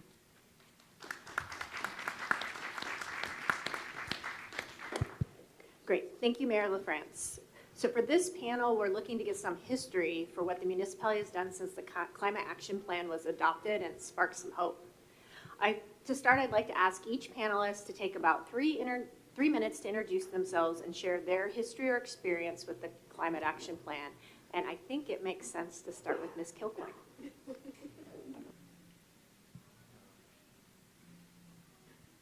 We'll get there.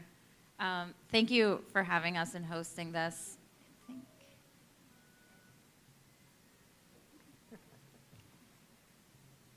Well, I'm Shayna Kilcoyne, and thanks, Sally. It's not on. Okay, thank you. I'm Shayna Kilcoyne, so I've been working in the energy industry for the past 16 years and had the pleasure of working as an appointee in the Berkowitz administration in 2018 to 2022. And our first order of business was creating the Anchorage Climate Action Plan. We partnered with the University of Anchorage and created in under a year this excellent foundational document, the Climate Action Plan, and I know it's thick. There are strategies on the website that make it maybe a little more accessible to see kind of what's going on in terms of implementation of the plan, if you're interested in looking at the website there. I will say that I'm really proud of the community engagement that went into this plan, and when we started doing this, I was worried that people would be upset about talking about climate, and they were not.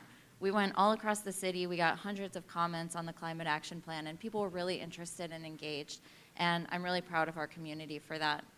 The Climate Action Plan is just a roadmap for implementing, for adapting to changes that we're already seeing and for reducing our emissions. And really, these are kind of a standard city procedure these days for looking at energy savings, job creation, improved air quality, and attracting state and federal funding. And I'll add that ratings agencies are also more and more expecting cities to have these. And even right before I left, I was asked to do an update on this because our ratings agency was asking for it. So still a very important plan and piece of work for many reasons. I'm not going to get into the nitty-gritty on the plan, and I'm going to try to ground any comments in this discussion that we had earlier about our gas shortage. And I kind of think of it in a couple of ways, or kind of two categories. One, what can the municipality do in terms of savings as we look at higher costs of electricity and heat? And then two, are there ways that we can partner with other community entities to make sure that our community is doing what they can to reduce gas usage in order to save for heat? And what are the trajectories? What are they going to expect to pay as we import gas? And so I'm going to try to keep my comments to those.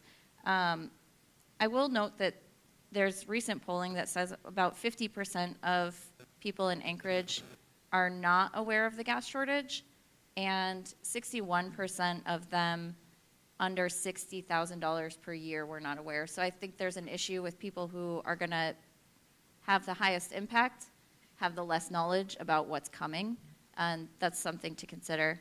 I think I'll stop there because this is supposed to be just an intro slide. So I'll pass it off to Mark Corsentino.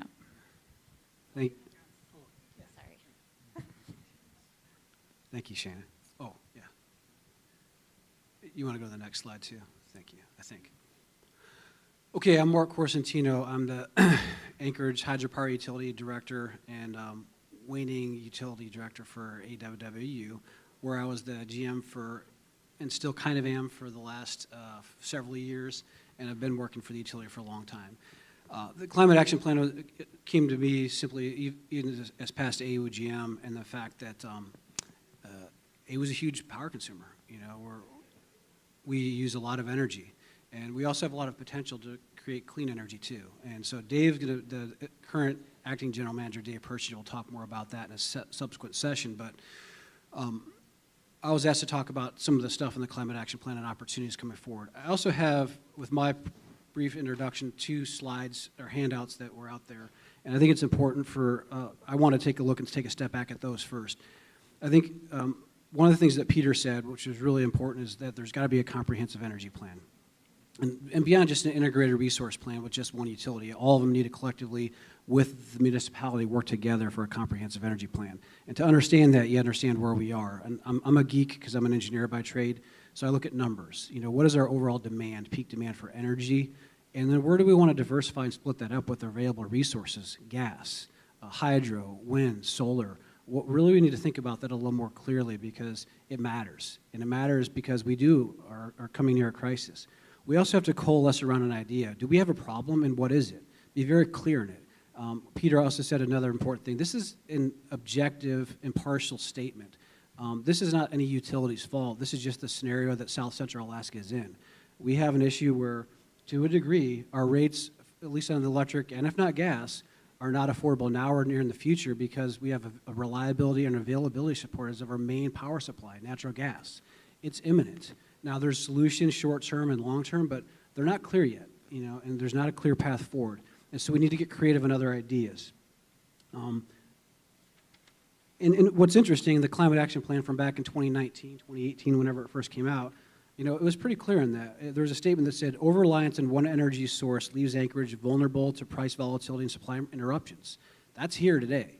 You know, we are very vulnerable to supply interruptions because we've over-relied on natural gas, which is 86, well, at the time it was 86% of our power production and energy for electricity came from natural gas. We're not a whole lot different from that today. And so we've got to do better because we are very subject to volatility. And that was forecasted, and we're here, and it could get worse from everything that I've seen today. So what it means is diversification of energy.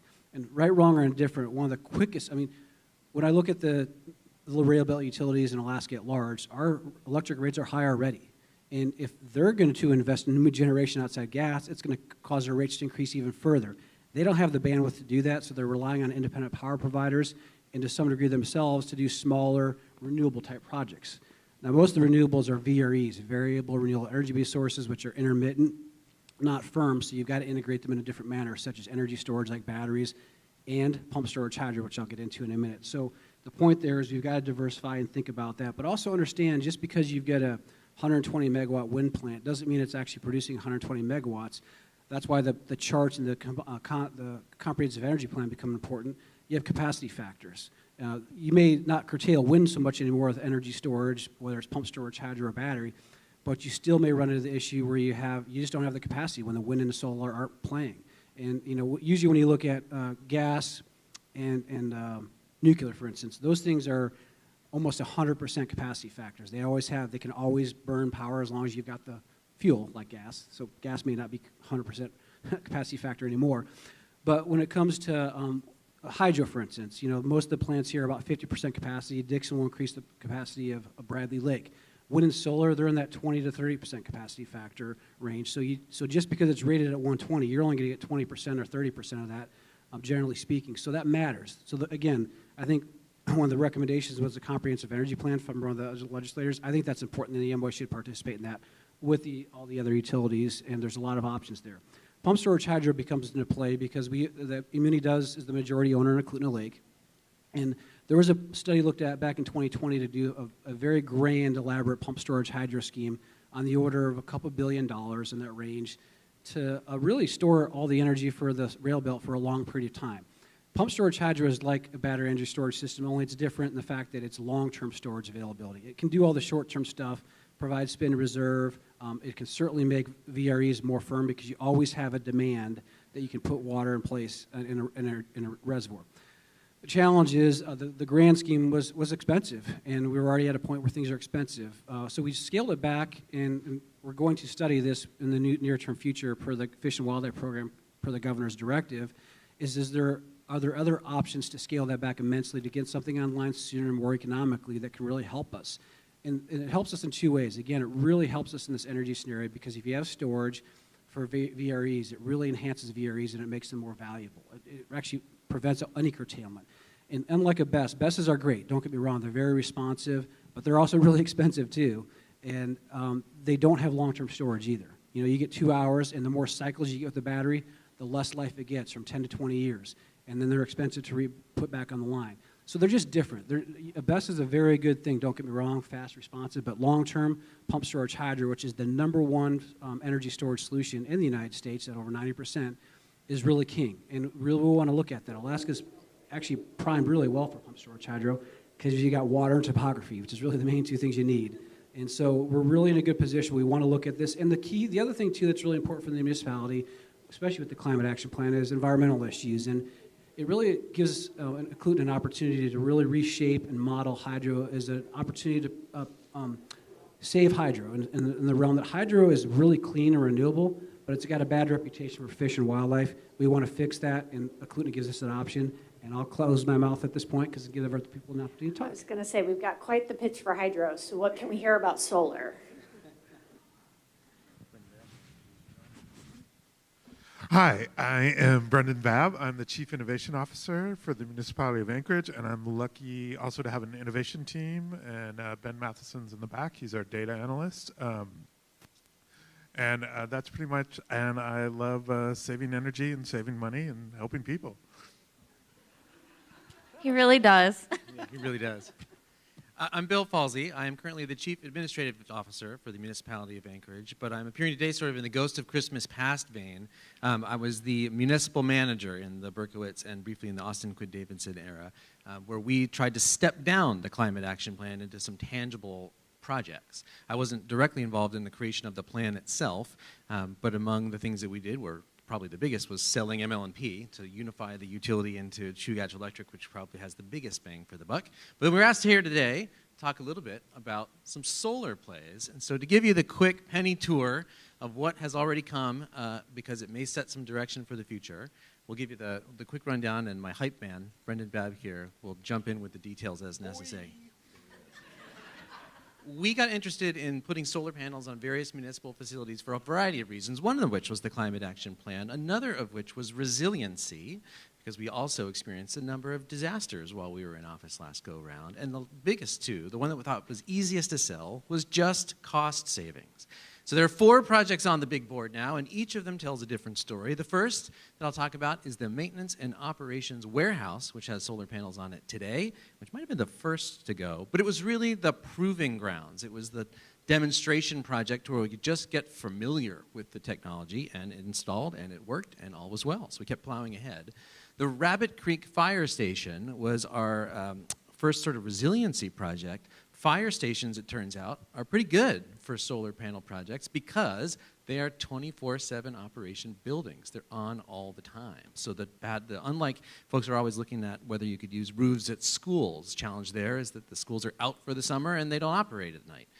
But the fire stations turned out to be really great. The third project was the one that Shana Kilcoyne, our first speaker, helped spearhead, was the Anchorage Regional Landfill. And I think that was a pure cost savings play among sort of general Climate Action Plan implementation efficiency.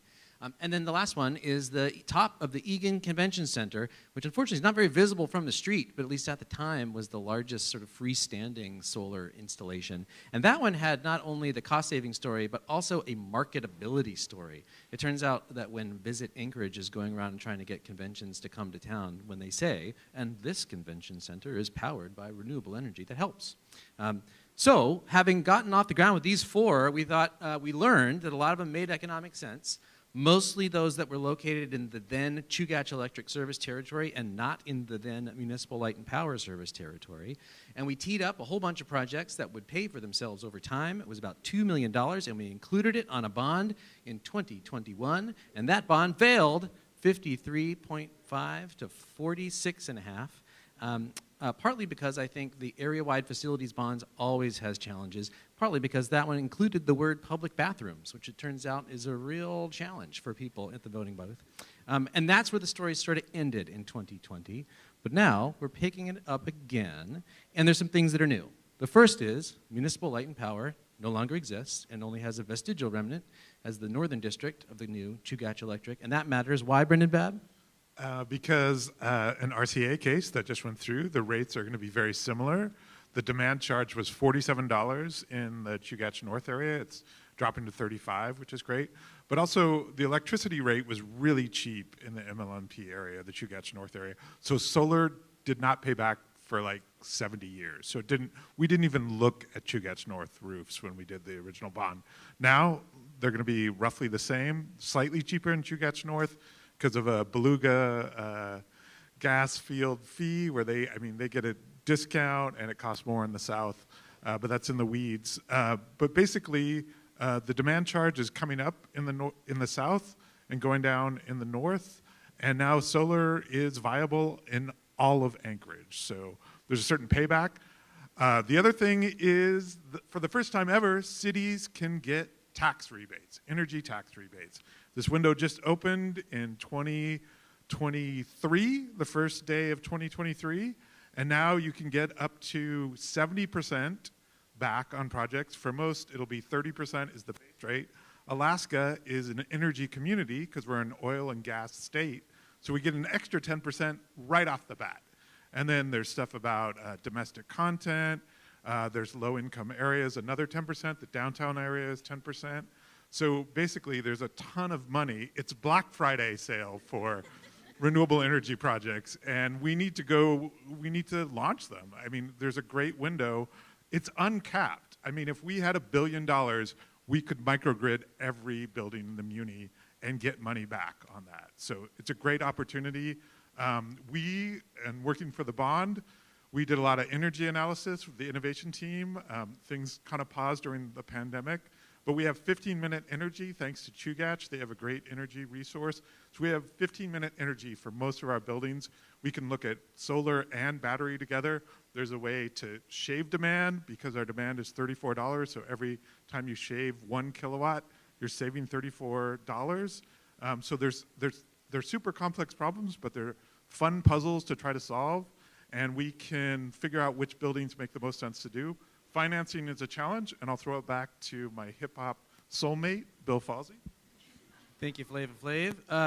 So that's right. So we had a regulatory change. The MLMP rate structure no longer exists. The new rate structure is more favorable. So the Northern District now is online for us. Second, there is this big federal tax refund. Third, natural gas costs are going up, prices are going up, and battery prices have all come down. So that means that there's a new field of projects that will be in addition to the $2 million of projects that made sense all the way back in 2020 that we should be chasing now. As Brendan mentioned, though, the big challenge is finance. In a perfect world, you have loose cash sitting around to make these big capital investments, and then they have year-over-year savings. In practice, there is no big pile of money anywhere for us to go to, and even if that big pile of money existed, some of these projects, the year-over-year savings under the area under the curve when you integrate it is vast, but in the first few years, you may actually spend a little bit more. So that's a solvable problem. Finance is the movement of money and time. You should be able to figure that out. The challenge for us is that we really have two financial levers as a municipality to pull. One of them is we have something called the master lease. But there it is. But the master lease, we really cannot borrow for more than 10 years, and that causes the financial picture to be pretty challenging. The other option we have is voter-approved bonds. But that requires the voters to say yes. And so we have to really have that package ready to go. I'll say as we put this all together, though, I can point in the direction of some of the buildings that we're looking at.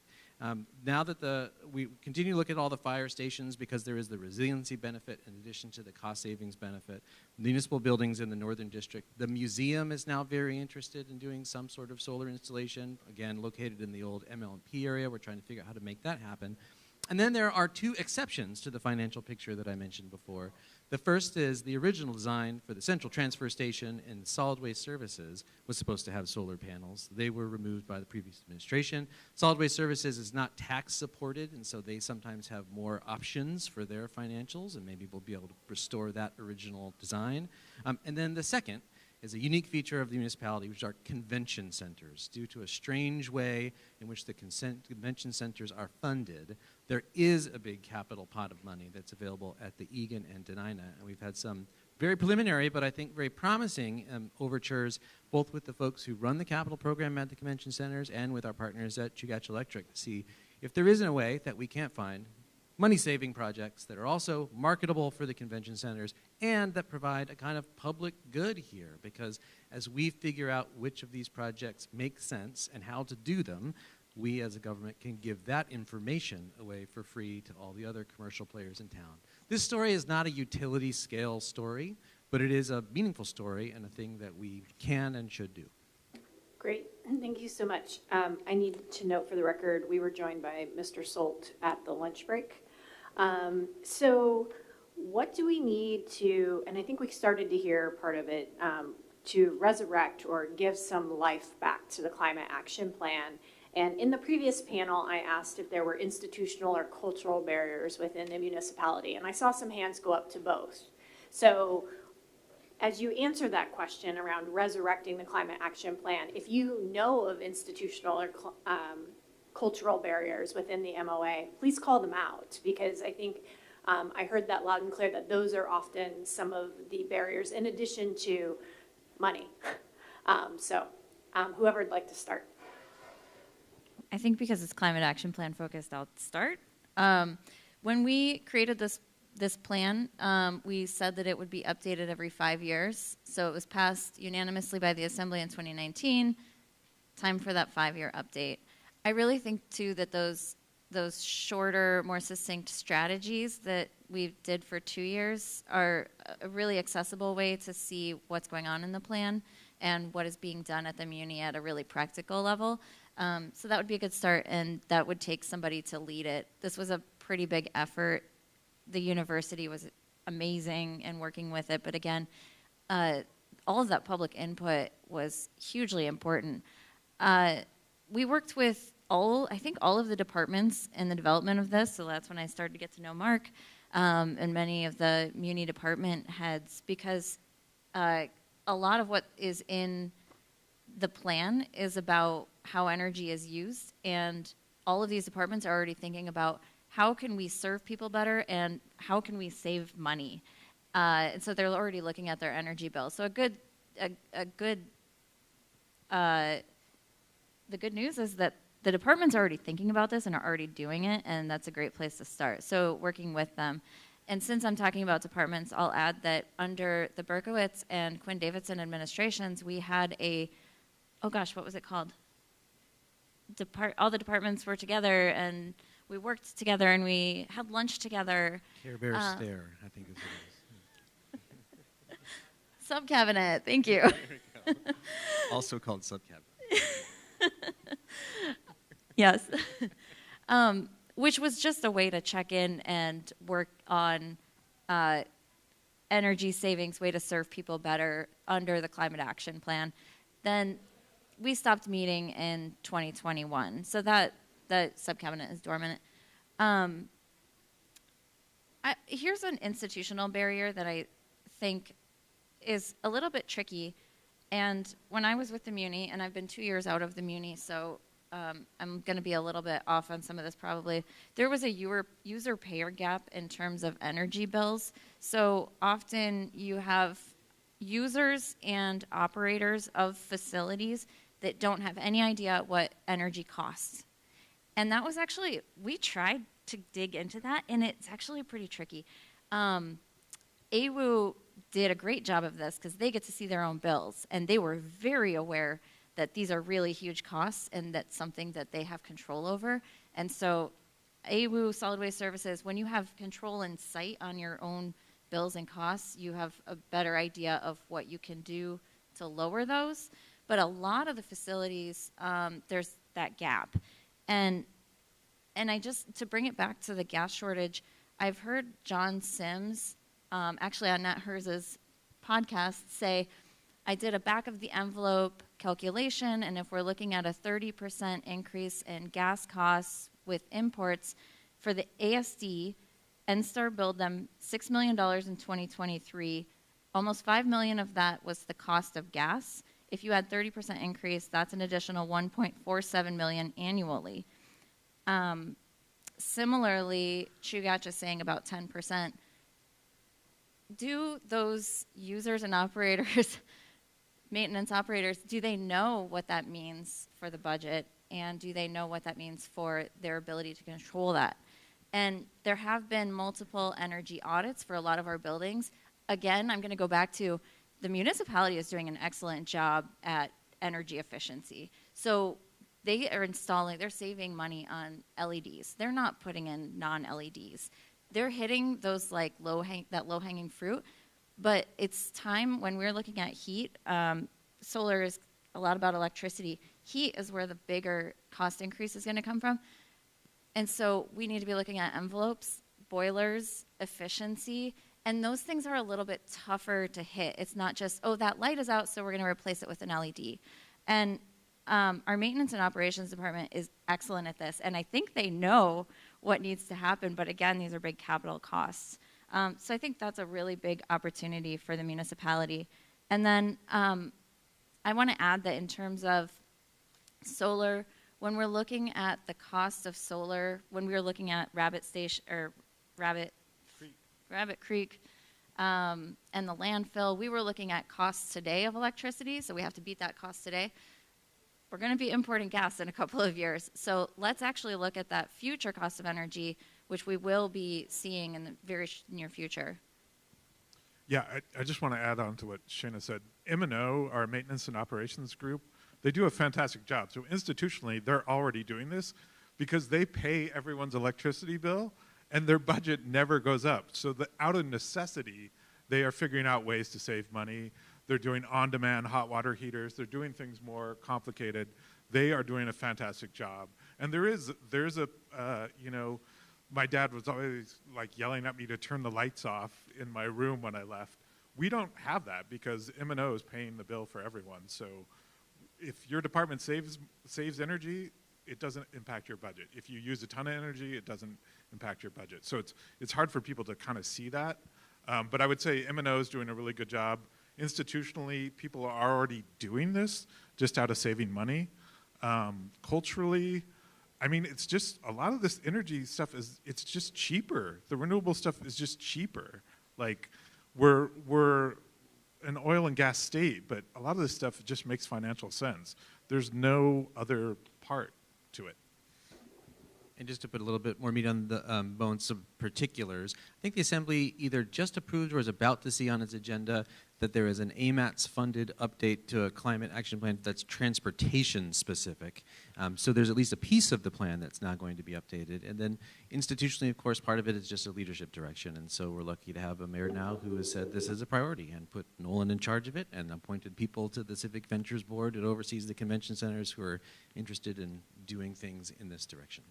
Since we have a innovation person and a money person, one of my questions is if I'm kind of curious how we can create more visibility into our energy consumption and what it's costing us as a municipality. I think Shana really raised, like, great, M&O is really aware of it because they're doing it, but if we aren't getting visibility, like, what is energy consumption at the health department costing, for example? Are there ways for us to get some visibility into that and maybe set some collective goals as a municipality? In the last panel, we heard one of the number one things we could talk about is conservation. And I'm thinking of it a little bit as that reminder to turn the lights off. I was told the same thing as a child. Also, go put on a sweater.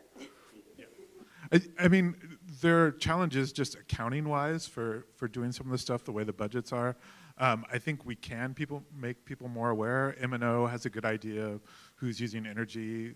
The health department building was a building we were going to replace, so it has options for improvements, and I think M&O is already making some improvements there.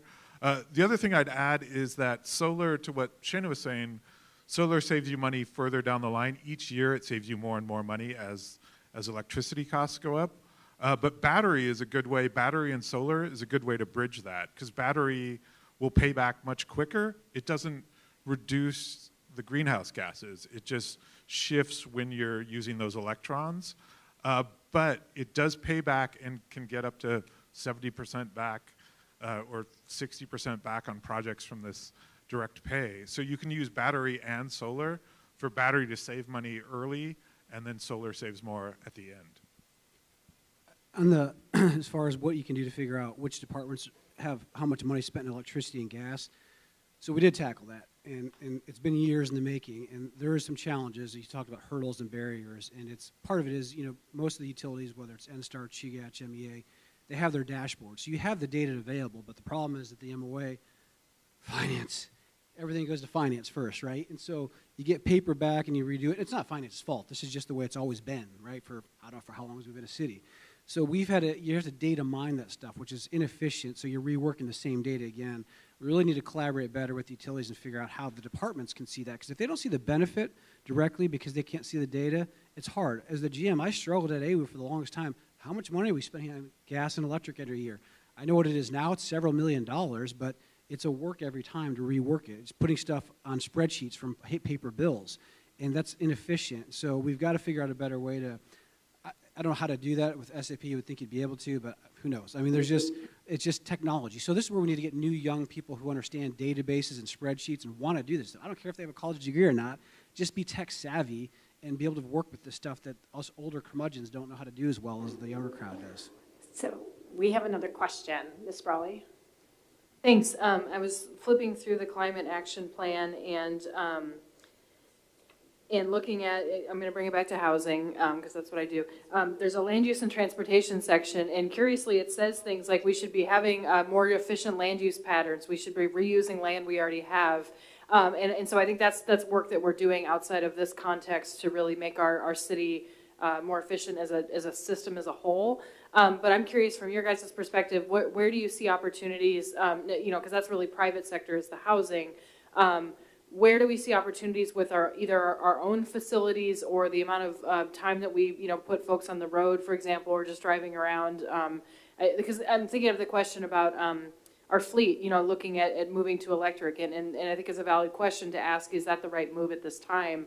So how do we continue to be responsive to kind of these bigger trends, or would you push back on that idea that we really should be moving to electric? I'm curious about those things, and I know that was all over the place. Thanks.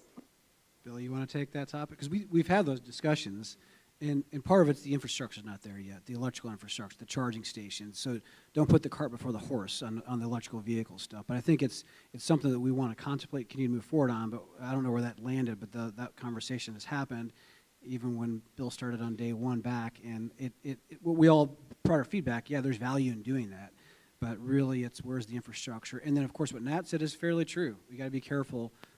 This is where the comprehensive energy plan, I'll always push for that. I think that's a great idea. What is the impact by electrification of our fleet overall, short-term and then long-term? Yeah, I think on fleet electrification, that's right. And I think we are at least taking the preliminary step of creating a free informational platform, which would say, here's where charging stations could be permitted easily, here's where they might make the most sense for Chugach Electric. But I think your question was about land use and about efficient arrangement of municipal facilities. I don't know the answer to that question. Right now, we have a big contingent down at City Hall and at the police department downtown. We have a big contingent at Tudor Elmore, and then we've got fire stations all over the place. We've got little maintenance shops all over the place. Most of those things are not going to move anytime soon, although we'll see what happens as City Hall's lease expires in a couple years here. I think the one thing that we can say is that so like the rest of the whole planet, we got forced into it shortly after the Climate Action Plan. We all went remote, and that option is still very much live and increasingly used as we're in a telework forward posture, which is, of course, maybe the most efficient version of land use and travel during the workday.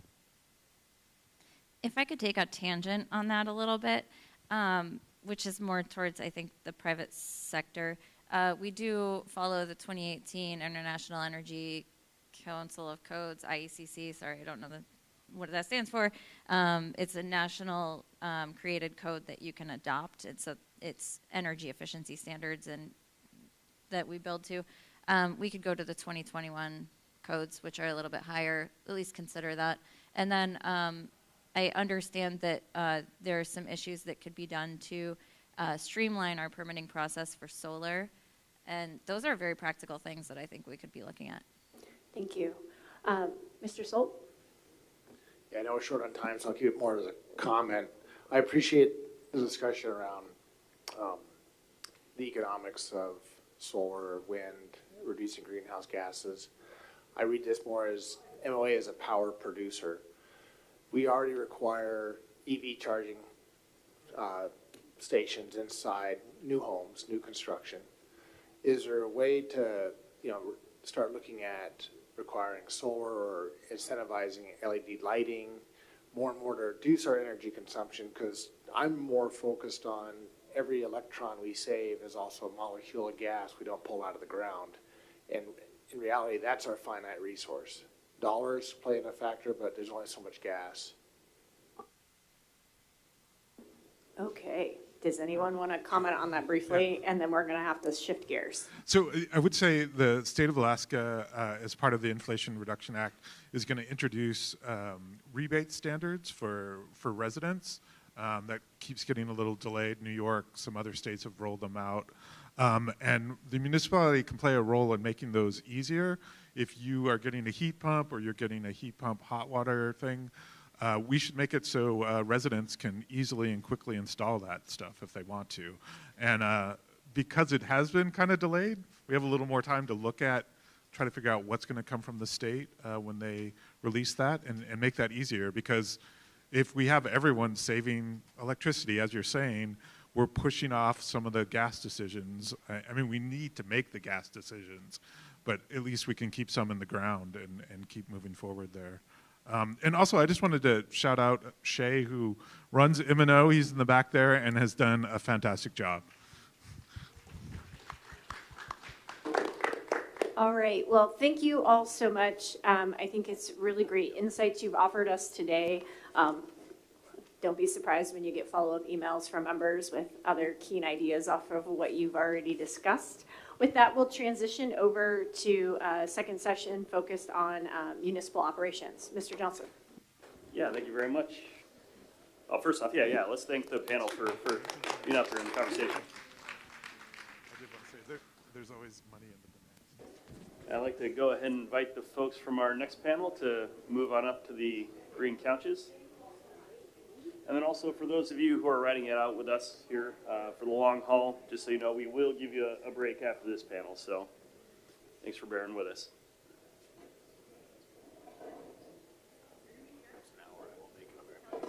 Okay.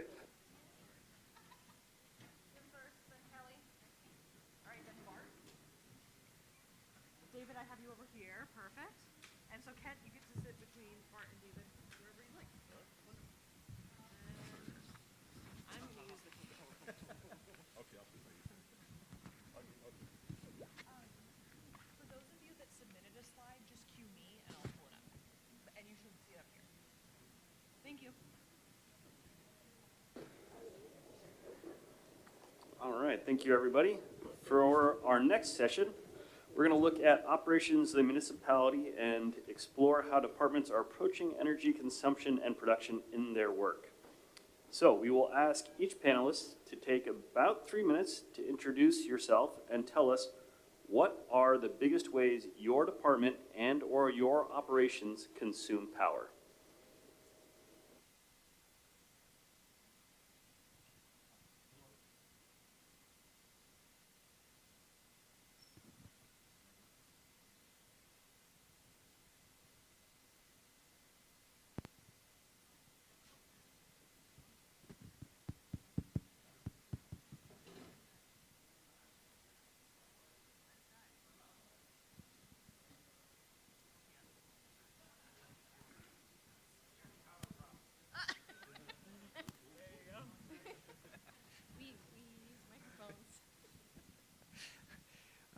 Hi, I'm Jim Jager. I'm the Deputy Port Director for Policy, Resilience, and Security.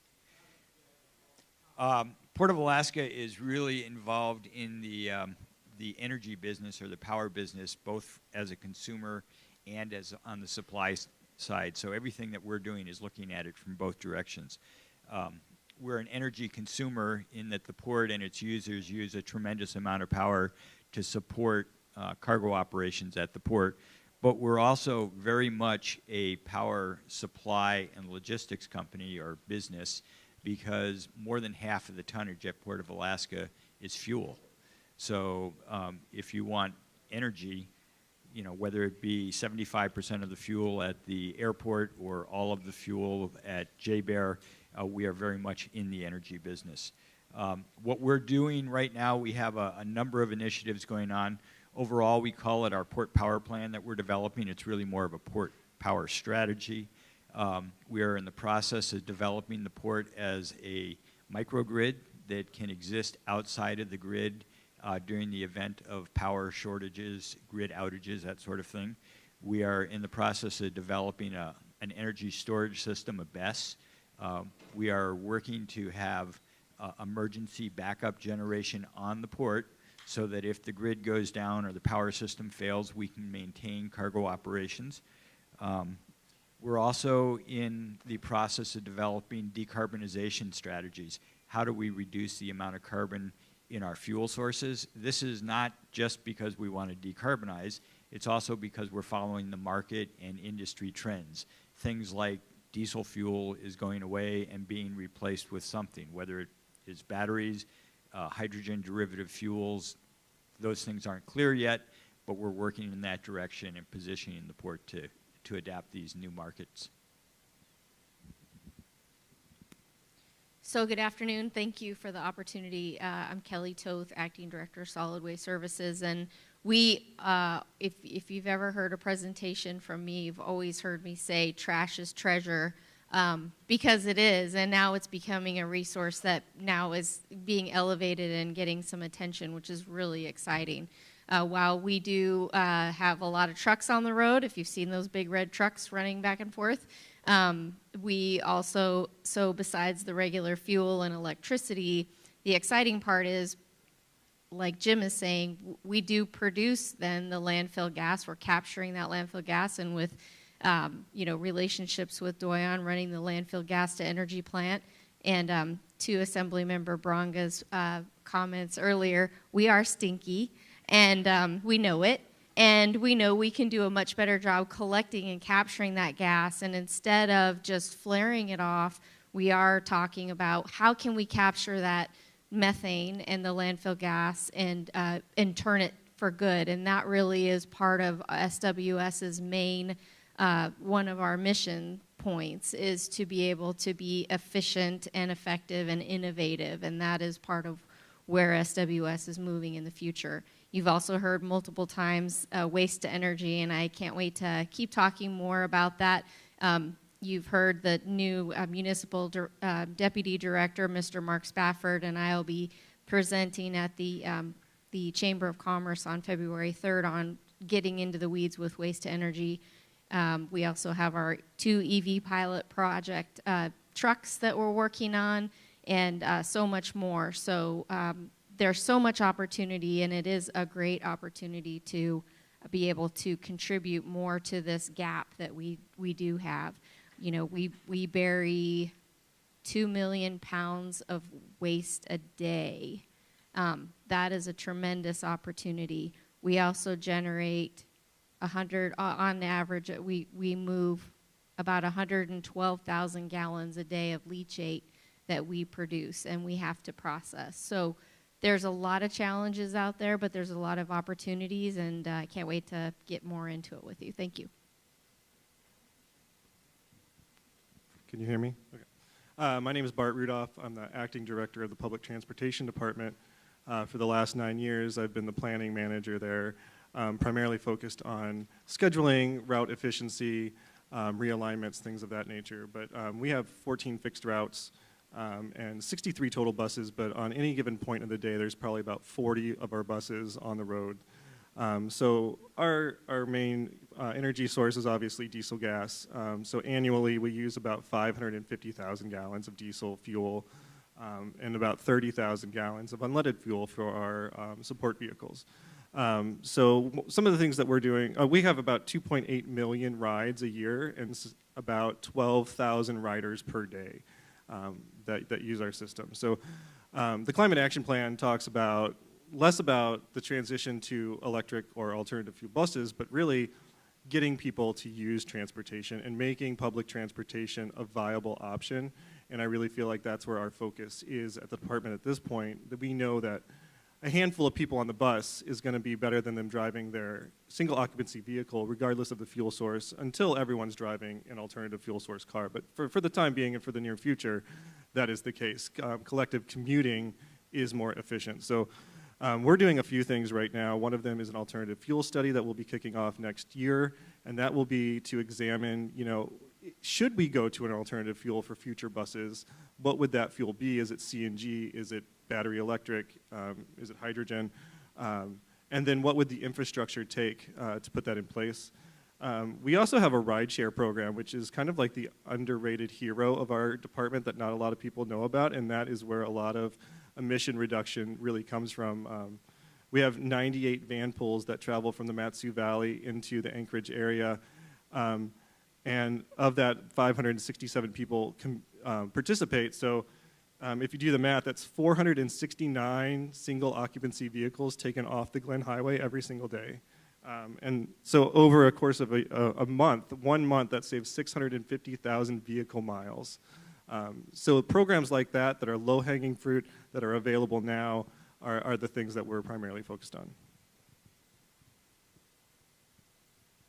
Hi, I'm Kent Kohlhaas. Am I on?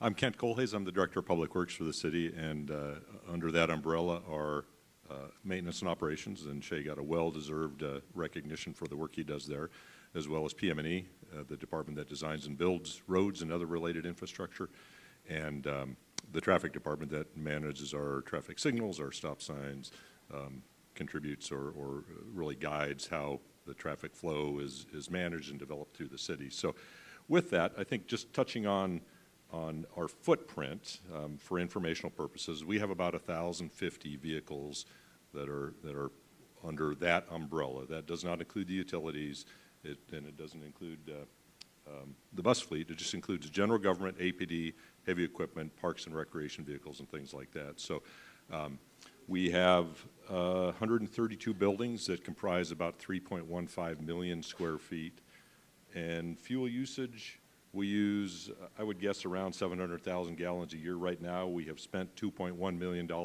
this year on fuel. We'll probably spend another 15 or 20% above that to get to the end of the year, so we'll be in the $2.5 million range or so. So a lot of expense, a lot of energy used to do the business of government. I like that that Shayna and Bill and Mark and Brendan went first, because they touched on a lot of the things that we have done and that could be done in the future to continue down the road of energy efficiency, solar panels, electric vehicles, smarter control systems for buildings. The challenge, of course, is that all those are very expensive, right? An electric vehicle, an EV, is $40,000 to $80,000. Our fleet is very aged right now, so the concept of replacing that in one fell swoop or even over 10 years it's a staggering number. But those are the directions I think we all want to move. Some of the things we've done in the recent past, the solar projects that Bill and Brendan described, we've done some energy upgrades on a kind of a case-by-case basis across our building inventory. A few years ago, we upgraded virtually all the street lights that are under municipal control to LED. Realized some very significant cost savings there. I think we have about 14,000 streetlights in our inventory. And while folks may not think of this as fuel savings related, we recently made the decision for general government fleet to switch away from studded tires and instead go with year-round, all-season tires. And there's some literature out there that says that just doing away with studded tires will result in a 1% to 2% increase in mileage. And even more important in my mind, it extends the life of a road by about 30%. So a mile of road for us to reconstruct it in today's numbers is in the $1.5 to $2 million range. So those are big savings if you carry that out over time. Some other ideas that, or one other idea, I guess, that I didn't hear mentioned, but I am aware of in the past. A gentleman came forward with a private piece of property located maybe in Eagle River on some steep ground, and he wanted to license a Mark Corsentino could help, a micro hydrodynamic generating plant. He had a little creek on his property, and he wanted to generate electricity, use it for his purposes, and I think he was intending or hoping to sell it to a utility. So I don't know where that ever went, but certainly, as Mark said, we live in an environment where we have water and we have topography. So things like that are probably areas that we should explore if we're not already. With that, I will pass it on to my Thank you. I have a couple of slides, if you could pull those up. So I'm David Persinger. I'm the Assistant General Manager at Anchorage Water and Wastewater Utility. It's really fun to be back here at UAA because I graduated from here in 2007, and I actually started at the municipality as an intern in 2006. So I've had a storied career both with the municipality as well as with the university. We talk about energy efficiency. We're a water and wastewater utility. We're the largest by orders of magnitude in the state. We serve, directly or indirectly nearly half the population of the state, either with water or with wastewater services, because we also collect a lot of septage from outlying areas. So why is energy a focus for AWW? Well, we're a huge organization. Our area, we always like to compare ourselves to lower 48, right? Our service area is the size of Rhode Island. That's our service area, right? It's the size of a state in lower 48. We have a lot of facilities. We have 5 treatment plants, and we have a large headquarters where all of our customer service and our engineering division, and then a large operations and maintenance campus, plus about 200 remote facilities. You put all those together, our gas and electric footprint are fairly significant. And a lot of these are industrial facilities too, so they're not, they're shops, they're buildings where the doors are being opened a lot. So there's a lot of heat loss through that. And over the years, we've always been conscious of that because we see those bills. We heard from the other panelists, we actually see those. And I worked in our operations and maintenance division for a while and approved all those bills. When you're approving $20,000, $30,000 gas bills for one facility a month, or a $25,000 electric bill, it really gets your attention. And so over the years, we've always, energy efficiency has always been on our forefront. So if we do a building project, we always bring it up to current code, but we always look at the building envelope. Doors, windows, easy things that we can do, kind of those low-hanging fruit. Similarly with boilers, if we put a new boiler in, if a high-efficiency boiler makes sense, we're going to put it in there and spend the extra money because we know it's good for us, for our bottom line, it's good for our ratepayers, but it's also helps with this energy crisis that all of us are dealing with. And so to drill down kind of into the weeds a little bit on what AWW is doing, and actually back in the early 80s when the Klouda water project was envisioned, the folks that were around at that time were very strategic in their thought, and they said, okay, well, Klouda Lake is located kind of up in the mountains, and then we're going to put the plant down a little bit farther, and then we're going to run all that into Anchorage. And of course, as that water, moves downhill with gravity, there's energy there, right? So they designed the plant back in the 80s so that they put in a hydroelectric turbine at the facility. So every drop of water that goes through that facility, we recovered all that energy from the lake to the plant, enough energy to power the entire facility and put electricity back onto MEA's grid. Another big aspect of the Klouda plant is we leverage gravity. That's a pretty fundamental physical property that doesn't change, right? And so gravity is our friend, and we use gravity to flow water all the way from a Klouda water plant all the way out to 135th Avenue in the south and out to West Anchorage to Kincaid Park. And over 80% of our customers are served by gravity from a Klouda Lake. So that's a huge, that's a huge deal for us, as well as the energy recovery. We're close to 1 megawatt of recovery both at the Klouda plant, and we've also started installing some of these micro turbines in our distribution system, areas where we go from a higher level pressure to a lower level pressure. We're already breaking that energy, so now we're turning that into electricity and powering those facilities, and even in some cases putting it back on the grid. Another very interesting project we have that was done several years ago, and it was a partnership with ML&P at the time and now with Chugiak Electric, is the Plant 2A, which is in northeast Anchorage. And our main Klouda line comes into town right there. And so what we do is we have cold water coming in from Klouda, and via a double-walled heat exchanger, we actually cool the water that they're using for the power plant. So we end up getting heat from that. Power plant gets cooling, so it's a mutual benefit to CEA's customers. They're not using, they're not evaporating water to cool the turbines. For us, it warms the water, so it helps us with keeping our pipes lines from freezing, especially in the wintertime when we get cold temperatures. Obviously today it's not a concern, but when we do get these cold snaps, that's helped a lot.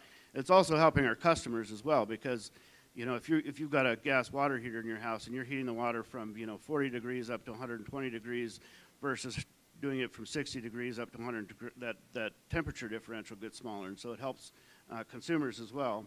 It's a one-of-a-kind project. We won numerous awards. There was an EPA award for it. There was a American Society of Civil Engineers award, American Public Works Association as well, and those were, at its time, and I think it probably still is, the largest installation of its type in the country. It was a joint venture between a water utility and an electric utility, and it's worked out very well for us.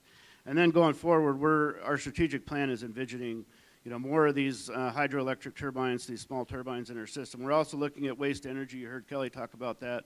We produce a lot of biosolids from our wastewater plants. That's an energy source. We also have a lot of fats, oils, and grease, and you've heard members Zalatel talk about about fog and how bad that is in the system, especially this time of year with the holidays, right? We get a lot of fats, oils, and grease. Those are high energy, and there's ways to recover that and turn it into either to heat or to electricity, both of which, as everybody else has said, if you save an electron of electricity, that's a cubic foot of gas that may not have to come out of the ground or might not have to be imported. And I think for us, especially looking at our ratepayers, these looming energy crises are going to hit us really hard because we have to be able to operate these facilities and provide the basic, fundamental, needed service that we provide.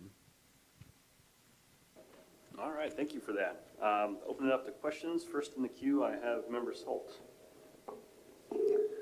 So, question for Kelly. So, where my mom lives back in Pinellas County, Florida, they have a waste to energy or an incinerator plant that burns 2.7 million pounds of garbage a day and produces power, I think, for 40,000 homes. Is that something we've ever looked at here?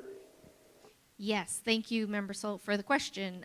There is actually on our website, we do have a waste to energy feasibility study that was published back when Mr. Spafford was the director of solid waste services, and it gives different examples. They looked at 5 different communities. One in particular that I pulled out was just an example at Pasco County. They have about 513 residents. They collect about 1,050 tons a day, and they produce 31 megawatts of power. So it is possible. There is technology out there, and it is available, and it is something that we are full steam ahead, pun intended. We're moving ahead with looking at what can be done here, what does the permitting look like, and how can we start utilizing trash as treasure into energy instead of putting it into the landfill and just filling up the landfill. It's just not really a viable option. Really, we need to be doing something else with that, with the refuse. If I could just follow on what Kelly's saying, when I was working downtown, we had 2 companies, I think, approach us trying to get us to sign away our rights to the garbage that is currently in the Anchorage landfill. And that, I think Kelly was already on top of that, but kind of led me to the realization that not only the trash we generate on a daily basis, but the trash that's in the landfill, there are companies out there that want that resource. It was very surprising to me.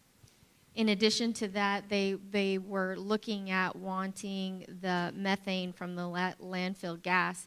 We are well positioned because we're a medium-sized landfill, and we also have pretty high BTUs in a capability in the landfill gas. So that's why we are looking into that. Whether that will help us to process the leachate that we have is something we're looking at now, but also the potential for CNG, which is compressed natural gas, which is not a heavy lift to convert fossil fuel engine to a compressed natural gas option. So we have the landfill gas, and we also have the waste to energy. So 2 things. One thing that surprised me when I started learning about this is that once the landfill closes, it will continue to produce landfill gas and peak 10 years later. So if we're looking at a closure, if we stay on our same trajectory of closure in 2070 or so, we still are going to have quite a bit of landfill gas available, which is why you're going to hear in the future we will be installing additional flare and blower system to be able to make that infrastructure work better. That flare is a redundancy and a backup. That's a last resort. We do not want to just destroy that gas for nothing. We want to harness it and use it responsibly. Excellent, thank you. Let's go ahead to Member Bronger for the next question. I just was going to follow up on something that Mr. Kohlheitz mentioned, the guy that was wanting to do the micro hydro project. He did get it in. His name is Dave Braley. It produces 1.6 million kilowatt hours a year. And what I wanted to say about the project is this man fought so hard to get some sort of tax break.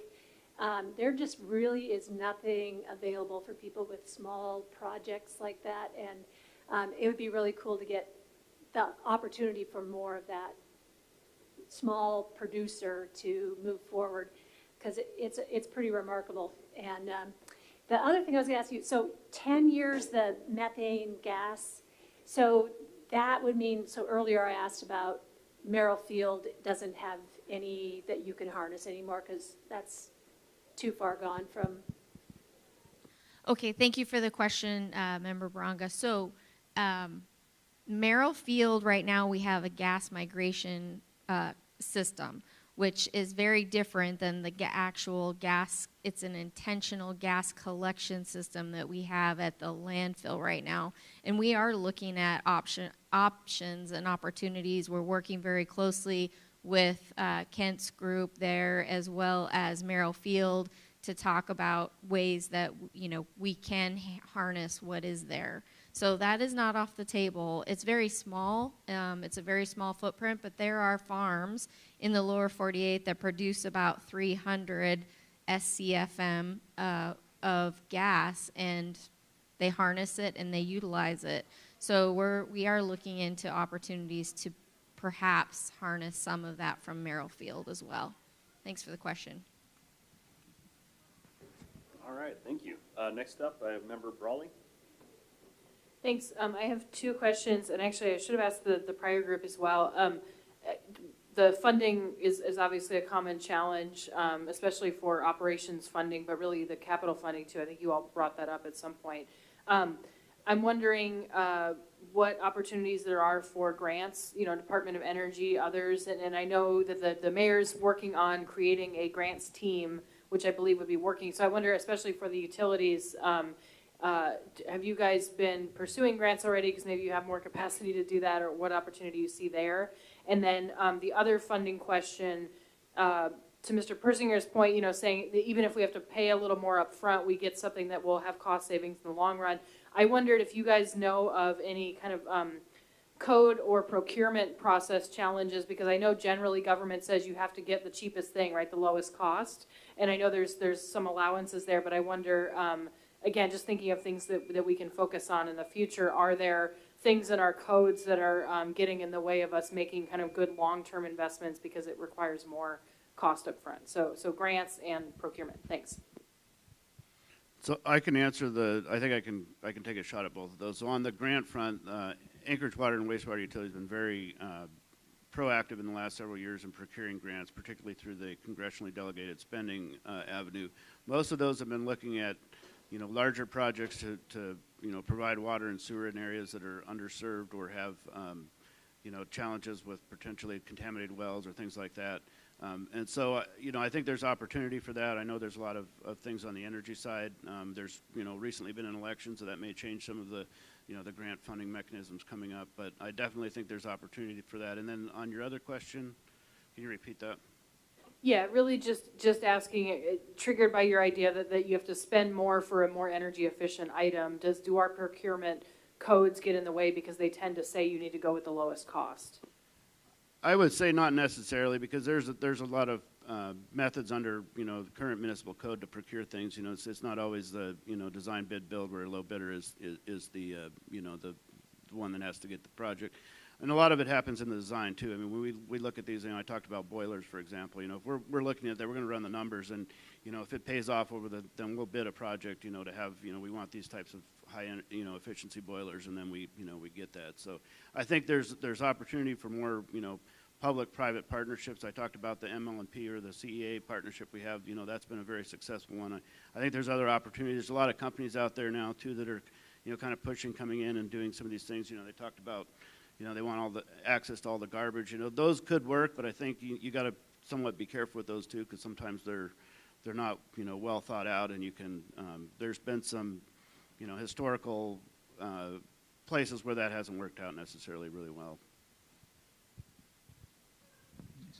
There are lots of federal grants out there. I think we're probably going into a future that they'll be a little bit harder to get. But for instance, the port's current microgrid and battery project, we have a $5 million Defense Community Infrastructure Program grant supporting that. Earlier this fall, we got, I think it was $1.2 million from EPA to support a hydrogen fuels planning project that we're working on. So there are a lot of opportunities to get federal monies. There are also some excellent tax credits, and now not tax credits, but payments in lieu that can help support some of these projects. So those are all good. Frankly, one of our biggest problems has been, once we have the grant money, hasn't been so much the contracting, but just getting out of our own way to be able to advance the project. One other thing I'll say as far as the contracting, one challenge we've had is frequently the businesses that come to us with ideas that we start pursuing, we always have to be very careful in that we can take their ideas, but we're not trying to get free work out of them, because when it comes time to actually make the purchase, if we get a grant, because of purchasing requirements, we can't just say, hey, you did all this work to help us, now we're going to buy something from you. And that's not just with grant money, that's with any project that a municipal department pursues. It's a fine line, and you just have to, you have to dance around it. Just one quick thing, I would say the port's done a phenomenal job with harnessing the grants. We got a $400,000 grant, just a little one, but it was with the USDA. But I think having a standing up grants office is going to be really helpful, just because of having the bandwidth to be able to write the grants and put it all together. And sometimes you're going down parallel tracks. I mean, if you entering in to a position and trying to write a grant, meanwhile you're collecting all of your stakeholders and your plans, it's helpful. SWS has done a phenomenal job in writing their strategic plan and following the climate action plans, and ours is due in 2026, so we're starting now just to write those plans, and all of that planning is what helps to lay the really solid foundation for being in a good position for grant funding in the future. Actually, if I can add one more thing to back up what you've just said. So one of the reasons the port's been successful is we actually went out and got a contract where we have grant writing support from engineering agencies. Yes, we've gotten some big grants, but getting those grants is not a trivial matter. It's not cheap. It's not easy. Some of our, for instance, the Port Modernization Program grants, if we look at the budget of how much we've spent to get the grant, we're talking, hundreds of thousands of dollars in some cases for a grant application. It's not cheap. It's not simple. It needs engineering support. And if you don't go into the grant gathering or grant hunting operation fully armed, you're not going to win. All right, thank you. Next in the queue, I have Member Zalatil. Thank you, Mr. Johnson. So you all shared some interesting facts with me that I didn't know about, like miles saved in cars, how we've switched over to all-weather tires. So my question is really around, what are we doing to educate the public about these things? So some of the things that popped up when you all were talking, like all-season tires, if we're using them in the municipality, are we measuring performance? Can we start to maybe reassure the public that there's an alternative to studs that we're finding reliable and safe?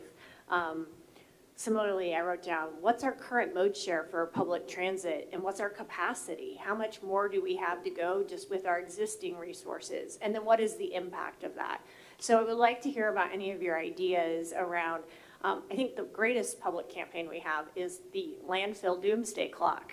I will often refer back, but it is a great visual. It is, you get a visceral reaction to that. We talk about the port. One of the best things is a picture of one of those piles that is rusting out, and right? So we have some opportunities, but some of these things go hidden, and we don't necessarily talk about how the municipality's services or the things we're doing impact residents, or could have a greater impact with very minor shifts or changes. So any thoughts you have about that? Because I learn stuff all the time, and we can be great ambassadors, but how do we get the public on board? Members Zalatil, a great question. I think I'll start out with some people call me the Department of No sometimes. I think that if I went to somebody that worked in one of the departments that I work with and said, hey, how about you taking on getting the word out to the public? The first reaction would be a cringe because people are already, they're fully loaded with work, right? So, and I'm not suggesting that we need to add people, but it is a challenge because people have their nose to the grindstone. They're just doing the business of serving the taxpayers. So I hadn't really thought about the idea of letting the public know what we've done in the way of all-season tires. It's a great idea, but it just didn't cross my radar, nor probably other people's radar. So we do have a strong network of public information officers. There's one embedded in most departments. I know PM&E or Public Works has one, and then we have the office that Amanda Mosier runs. So I think there's some opportunities there, but it would take, and I think we can do it, it would take a collaborative, intentional effort to pull that group together to look at things like that while we're also messaging how we're responding to snow events and how we're managing our capital projects and all the other things we do. So a great idea, and I think there's room for taking some action there.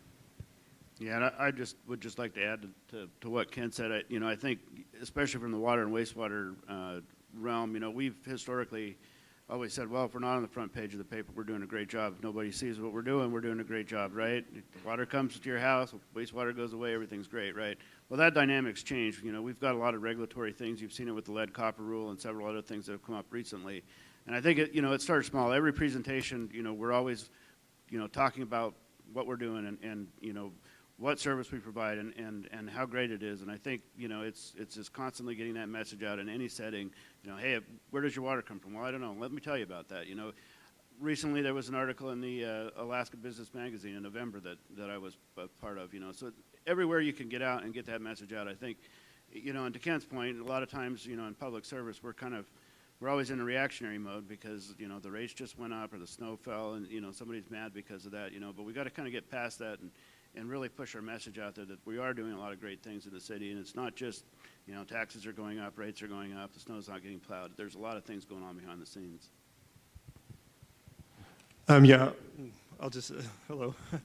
I'll add something that Bill Falsey always says, and one of the great things about working at the Muni is all the interesting facts that you learn, and I find that every day, and I work with a lot of PIOs, and when we go around the room and we say what we're working on, it's incredible what we do and how hard it is to get that word out. People are inundated with information. We have a whole marketing team that is primarily geared to getting people on the bus, but also to share kind of what we're doing. And, through all the channels, social media, TV, radio, it's a lot. But we do all the traditional methods. We put out, we have an annual report card. And not only does it show all the great things that we're doing, but it's a very transparent report card. It shows all the things that we can have opportunities to improve on, too. But that is always the question, how to get the word out. But I think one thing that we're doing, we created a new position aimed at creating partnerships. Maria is filled that position, and her job is to go out to the people who in the agencies that use public transportation or who may use transportation and find out, what would it take to get their employees on the bus or the students, and get the feedback, the two-way communication that we've been missing. And I think that's also a way for us to get the information back out to those people. And it's one of the things that we've been lacking is really fostering these long-term partnerships that we have. So that's primarily what we're working on. And to touch on the mode share, we're about 3% mode share. I think the transportation strategy that the planning department is working on has a goal to increase that quite a bit. I won't say what that is because I don't think it's final. But we definitely have the capacity on our buses. Right now our buses carry about 20 people per hour. Seated capacity is almost 40. Standing room capacity can get up to 60. But it's really, can you put more people on the bus? Yes, but is the bus going to where they want to go? And is it, and that's where our issue is. Only 58% of the jobs are covered within walking distance of transit. So there are a lot of gaps in our system. I would just throw out there, too, the Assembly Nerd Night, I think, is a great way to get that message out as well. That's a great plug. Thank you, David. Really quick, just to let you know, because it's super great, lots of people know that it's stinky on the Glen Highway, for example, because I'm going to keep saying that. Because people know I call a spade, but I want people, and you're going to see very soon a project that's coming out that talks about the fact that why is it stinky on the Glen Highway? Well, that banana peel that you just threw away, according to the EPA, 58% of food scraps, or 58% of landfill gas is produced from food scraps. We don't call it food waste because we want to call it food scraps. We're framing the conversation. And so you will see, why does it smell, and how does every person contribute to that, and what can we do to fix it in that material recovery facility, and talking about the diversion of food waste that we've been doing over this last year. You're going to see that very soon. So cool also to be back here at UAA. This is a graduate marketing department, so really fun. Go see Wolves. So thanks. And I will just echo that sentiment. Go see Wolves as a fellow grad. We touched on this earlier, some of you did, but I want to kind of circle back to it if anybody wants to kind of expand. We have the Climate Action Plan. I think for most of you, there are recommendations in there. As you look at that, is there anything else you see that's worth commenting on and talking about, like, do these seem feasible, or recognizing that our plan's been out there for a while and there's probably need for an update, things that don't feel feasible or practical anymore? I would say in general, I think, there's a lot of good stuff in there. Again, a lot has happened in the last 4 or 5 years since that was done. I think, the energy portfolio in Alaska certainly has changed, or at least the awareness of that has come to fruition. So I think there's, some of those projects, and you heard earlier, that didn't make sense even, 3 or 4 years ago, make sense today because of the change in the energy crisis, the looming energy crisis. So I think, an update to that would help probably hone in on some of those that may have been discounted earlier. Now they're, they make a lot more sense potentially. The one thing I would say is my preference is to think of these more as strategies than plans. Plans indicates going for a very specific solution. And with a lot of things, we don't know what the specific solutions are yet. So for instance, I can tell you there are trends toward hydrogen derivative fuels in the maritime industry, and that the port is going to be more involved with hydrogen derivative fuels. But what does that mean? Does that mean pure hydrogen? Does that mean methanol? Does it mean sustainable aviation fuel? Does it mean green diesel? Does it mean, there are all these different hydrogen derivative fuels, and yes, I can tell you with 99% certainty, we're going to be 10 years from now dealing with a lot of hydrogen derivative fuels at the port. Exactly which ones they are, I can't tell you that yet. But if we're moving in that direction, we can adjust. And if sustainable aviation fuel is going to be our first big fuel product, it's just a matter of slightly adjusting as opposed to saying, oh my gosh, we have to start all over again. I would say moving forward, what we need to do is bring back what Shayna talked about before, which is the sub-cabinet, so that we're talking and we're bringing this climate action plan right to the forefront, being bold to suggest that on our side. Just like the PIOs coming together, the public information officers, we come together and we amplify each other's messages, we work together for that. And so creating space to be able to have the conversation about where we are on our punch list of things that we want to do, and how are we getting those messages out as well. I think that would be really helpful, particularly if we are in a space that we can look at compressed natural gas, and if we did have extra, which I don't know, who knows, but then would we be able to expand that out to the rest of the fleet, or what would that look like? Or could we harness just from Merrill Field a filling station to be able to do that? Who knows? I have no idea. But to be able to at least create the space to have the conversation, and to be able to work more, just break down the silos and have more conversation about it is really, I think, something we should do. I just have 2 things. One, equity was kind of a word that was being tossed around when that plan was being created, but there's been a lot more work done in that realm, and putting in a more focused equity lens on some of the strategies there, recognizing that climate and energy affects different populations differently, I think would be pretty important. And then the second thing is focusing on targeted areas instead of just muni-wide policies. One of the things from the transit perspective is what comes first, high-frequency transit or the density that's needed to support it. And we've kind of done our thing first, and every 15 minutes is high frequency for Anchorage, but it's not for a large city, right? But we provided that service on corridors, hoping that it would help encourage development and the density. How long we can sustain that is another question, but we really need to have that conversation. But if we all had commitment that this is the corridor, that we were going to put all our eggs in a basket and really show people what could be done, that would be very helpful.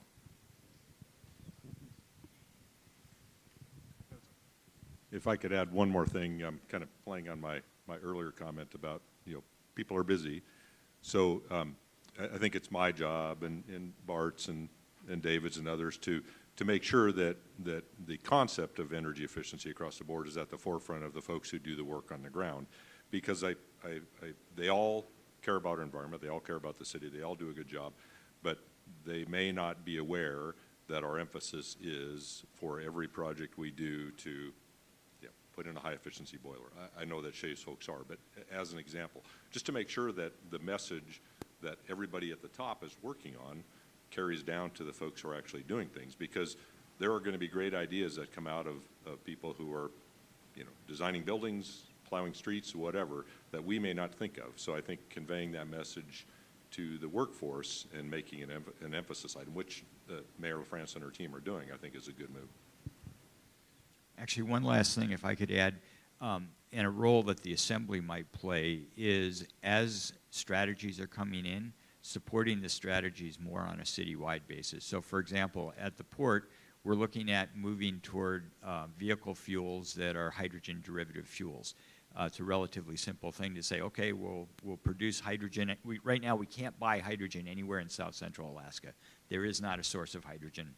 So if we're going to use hydrogen at the port, we're going to have to make it at the port, all right? We have technologies that we can make it at the port. We have, depending on how you count, 60 to 75 vehicles, heavy vehicles that could convert from diesel vehicles to hydrogen. We can do it in steps in that we don't have to go out and buy a whole new fleet at one time as we're buying new vehicles. You buy a few that have hydrogen drivetrains. The problem is resiliency and reliability. If the only source of hydrogen is what we're making at the port, and I've changed a bunch of our vehicles over to hydrogen, what happens if that source of hydrogen breaks down? Well, what the Muni could do is the Muni has multiple departments that have heavy vehicles. So if several departments around the municipality, and I haven't talked to anybody about this, but say street maintenance or the garbage fleet or the bus fleet, if several of those are following a similar strategy and they all have a hydrogen production fleet or facility, those plants can back each other up. So our resilience and our reliability comes out of the fact that if the port's plant went down for maintenance or because of a problem, we can go get our hydrogen somewhere else and we can keep processing cargo. And that reliability and resilience is really key to anything we do going forward. All right, thanks. Looking around, are there any member questions I didn't get to? No, looks like we're actually a little bit ahead of schedule, which is absolutely fine. So we'll go ahead and take our 15-minute break now and be back, I guess, around 2:50 for the last panel. But as we do break, I'd like to thank you all for being here, for presenting in the conversation, and then also especially thank you all for your continued dedication to Anchorage.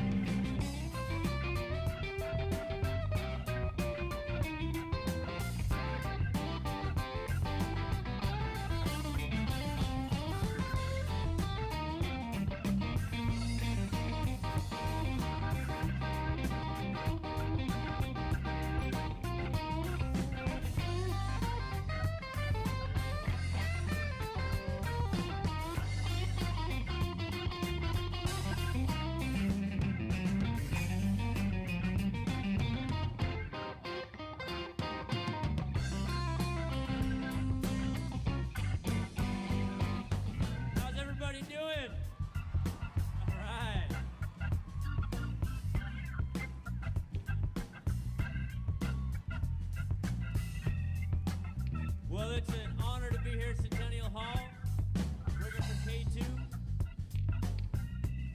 I want to give a really great thanks to our star producer, Grace Elliott, over there by the door, put the show together. And the whole staff of K2, Jamie Waste, Jeff Brown, Susan Fitzgerald, Katie Helt. And can I hear it one time for Fort James playing the bass?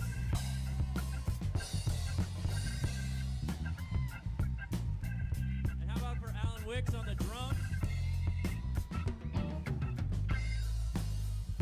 And Mr. Steve Nelson on the keys playing for you. My name's Justin Smith, and we got Doc Washington in the house, all the way here from Phoenix to sing for you. And stick around, folks, because we're playing all night.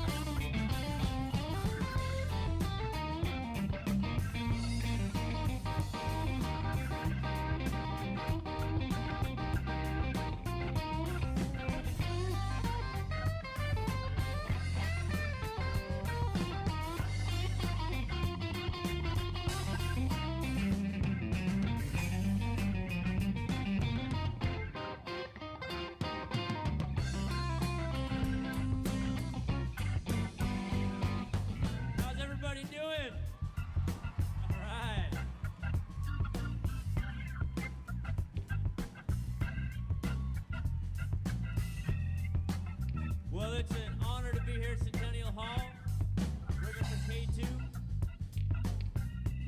I want to give a really great thanks to our star producer, Ms. Grace Elliott, over there by the door, putting the show together. And the whole staff of K2, Jamie Waste, Jeff Brown, Susan Fitzgerald, Katie Helt. And can I hear it one time for Fort James playing the bass?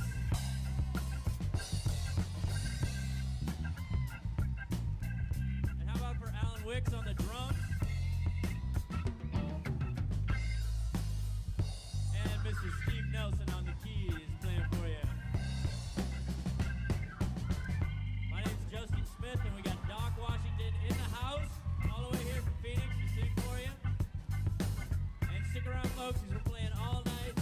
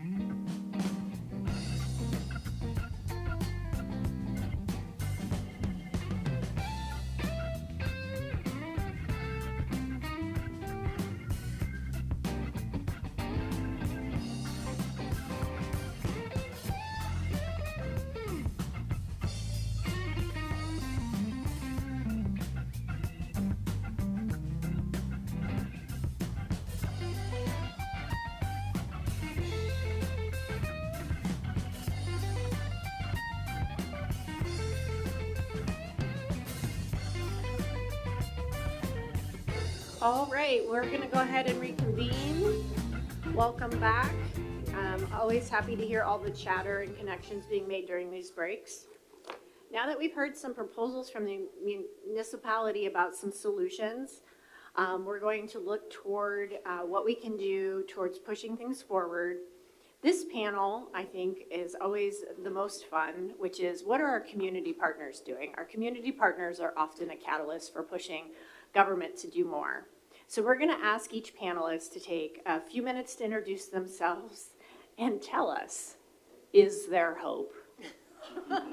You know, the weightiest question for the end. So who's going to start with that? Please go ahead. Am I on? Oh, there we go. Excellent. Hi, everyone. Melanie Lucas Conwell. A month ago, started as the director for the newly formed Alaska Sustainable Energy Corporation, otherwise known as the Green Bank, which a few people have mentioned today. I will probably refer to it for short as ASEC, but we are trying to get the name out there of it, the Green Bank now being the Alaska Sustainable Energy Corporation. So I will try and repeat that throughout. It was formed a month ago, incorporated, and passed by legislation this summer, or signed into law. It is a subsidiary of the Alaska Housing Finance Corporation. So I have the pleasure of having Stacy Barnes, my new colleague, in the room as well, from AHFC. And at this point in time, ASEC is very much in its beginning startup stages of formation, administration, finding funding for what we will be doing. But broadly speaking, the legislation for forming this Green Bank program and initiative is to finance or support the financing of sustainable energy development projects in Alaska or delivering energy to Alaska. And so this can look like many different ways, but generally speaking, green banks are set up and have been set up around the country to address market gaps in terms of financing and also to increase private capital towards sustainable energy transition projects. So we are not reinventing the wheel here in Alaska. We are very much using the lessons learned from other green banks across the country. There are a number of federal funding sources designated for green banks that we are seeking and looking at. And yeah, hopefully we'll have more soon on those points. Formerly, I worked for the Municipality of Anchorage, and it's a pleasure to be here amongst former colleagues. And most relevant to today's topic, I ran the CPACER program, Commercial Property Assessed Clean Energy and Resilience, which facilitates financing for commercial properties for clean energy and resilience improvements, for new construction and retrofits, and it's all private financing for these types of loans.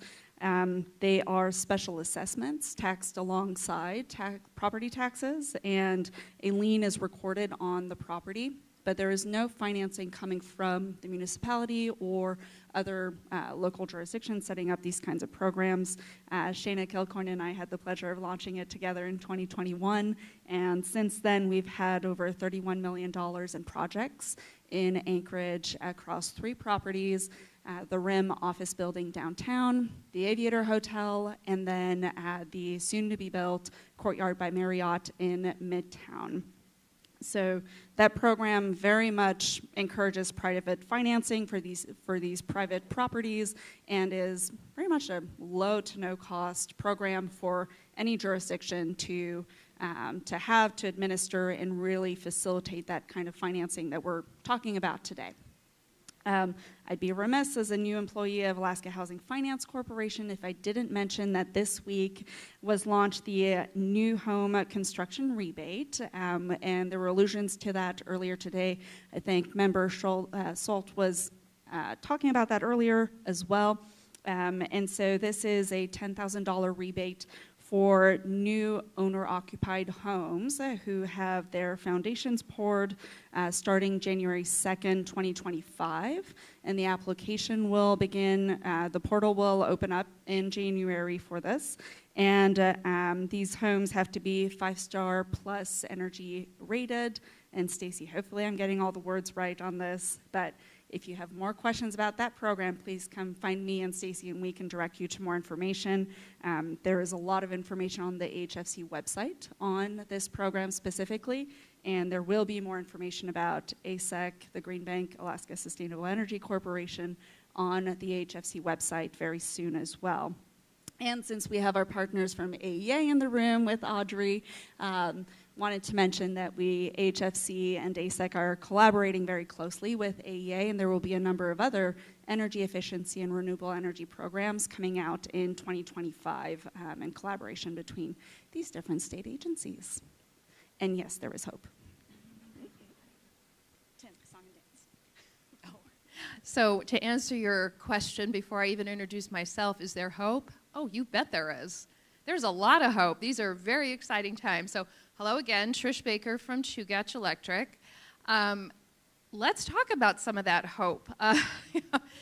These are exciting times, as we talked about earlier. These are exciting times to be in the electric industry. Notwithstanding the gas challenge that we're solving, still exciting times. All the new technologies, how we're using the new technologies. And you know, the biggest set of questions is, which problems are we trying to solve? There's more than one solution, and there's a lot of overlap in those answers. For example, diversifying energy portfolio, that's a goal. Decarbonization, that's a goal. That's a goal for Chugach. Our goal is to reduce our carbon intensity by 35% by 2030 and by 50% by 2040. That has a lot of overlap with energy diversity. Both of those are really exciting. You know, some things are, let's try to save money. Other things, let's bring in renewables. There's some overlap there as well. Batteries, gosh, I know it's not Anchorage, but the shipping situation that we have with the port in Whittier, if we hook up and when they're in port and they're drawing power from Chugach instead of running on their own diesel, what does that do to the beautiful air quality in Prince William Sound? That's a huge bonus, with an added bonus of some of those ships are drawing 10 or 11 megawatts. And that increases load for Chugach, which is excellent news for Chugach members, because we are such a capital-intensive industry. We have to divide those fixed costs amongst the users. So if we have some user coming in, a new user at 10 or 11 megawatts, they're going to be paying their portion of those fixed costs, which push downward pressure on those costs for other members. So that's a good thing. Beneficial electrification, which is two long words meaning we're making stuff electric. You know, either replacing gas-powered lawnmowers and snow blowers and vehicles with electric counterparts, but also, you know, having well, energy efficiency is the other side of that coin as well. But you know, beneficial electrification and efficiencies, those are huge places where we're all doing a lot of good. We talked earlier about the buses, you know, potentially, and I'm sure you'll all ask about partnerships and whatnot. So I'll go ahead and pass the mic at this point, but I think there's a lot of hope. Good afternoon, everybody. Thanks for holding this session. I think it's a great conversation. My name is Chris Pike. I'm with Renewable IPP. We are an independent power producer based here in Anchorage, but we do work all over the rail belt. You can go ahead and bring up that slide. Thanks. And I guess maybe before I introduce Renewable IPP a little bit, I'll say that up until about 6 months ago, I was actually, I worked for the university and for the Alaska Center for Energy and Power. And I think that's important context. For the last couple of years, I managed their solar energy technology program. It's great to see so much discussion about solar here today. I think it's really interesting how a lot of the conversation keeps coming back to solar. And I think part of the reason for that is that solar is so easily deployable in comparison to other technologies. And it's really been amazing for me to see kind of the growth of solar since I started really looking at it closely back in 2015 and 2016. So most of what I'll be talking about today is from a context of renewable IPP, but I also do have that previous experience that'll inform some of what I say. But first of all, just a little bit of an introduction to renewable IPP. Different people have different levels of awareness about what we do. Our mission is really to diversify the energy mix of Alaska and to suppress energy prices. And so we're really proud that all of the projects that we've delivered to date come in at or below the avoided cost of energy that the utilities are generating power at. We think that's super important and also helps to maintain stable energy prices for the long term. RIP was founded in 2017 by 4 engineers from the oil and gas sector. And basically, what happened is all 4 of those individuals decided to put solar panels on their house. And they realized, they're like, you know, this is actually really easy. And they had kind of, you know, come in from working on really complex oil and gas projects on the slope and kind of all over the state. And then they saw how easy it was to deploy solar on their homes. And they said, this is nice. And so they also realized that there's an economy of scale that really needs to happen with these projects if you really want to like keep the prices down. And so they said, well, okay, well, rather than putting 6 panels on our house, what happens if we put in a couple hundred panels somewhere? And so that's exactly what happened. And that was the formation of the Willow Pilot Solar Project, which was 140 kilowatts, 408 panels. And that was installed in 2018. Big deal at the time. Now we look at it and we just kind of say, oh, isn't that cute? But it was really important because it was the first time that solar had been deployed at that scale by an independent power producer. And it was on the MEA grid. They reached an agreement with MEA that they would sell power back at the avoided power cost. So whatever it cost MEA to generate power was what that project sold power for. And it also allowed the utility to get more comfortable with what solar was going to do to their grid. And that's really important because you can imagine if you're a utility, you know, your mandate is to keep the lights on and do that as cheaply as possible for your members. The last thing you want is some new technology coming onto your grid that you don't have a lot of experience with. So it really kind of set that stage. A year after that, we expanded that project to 1.2 megawatts. Again, it was very successful. And then that led to the Houston project, which came online in August of 2023, so just a little over a year ago.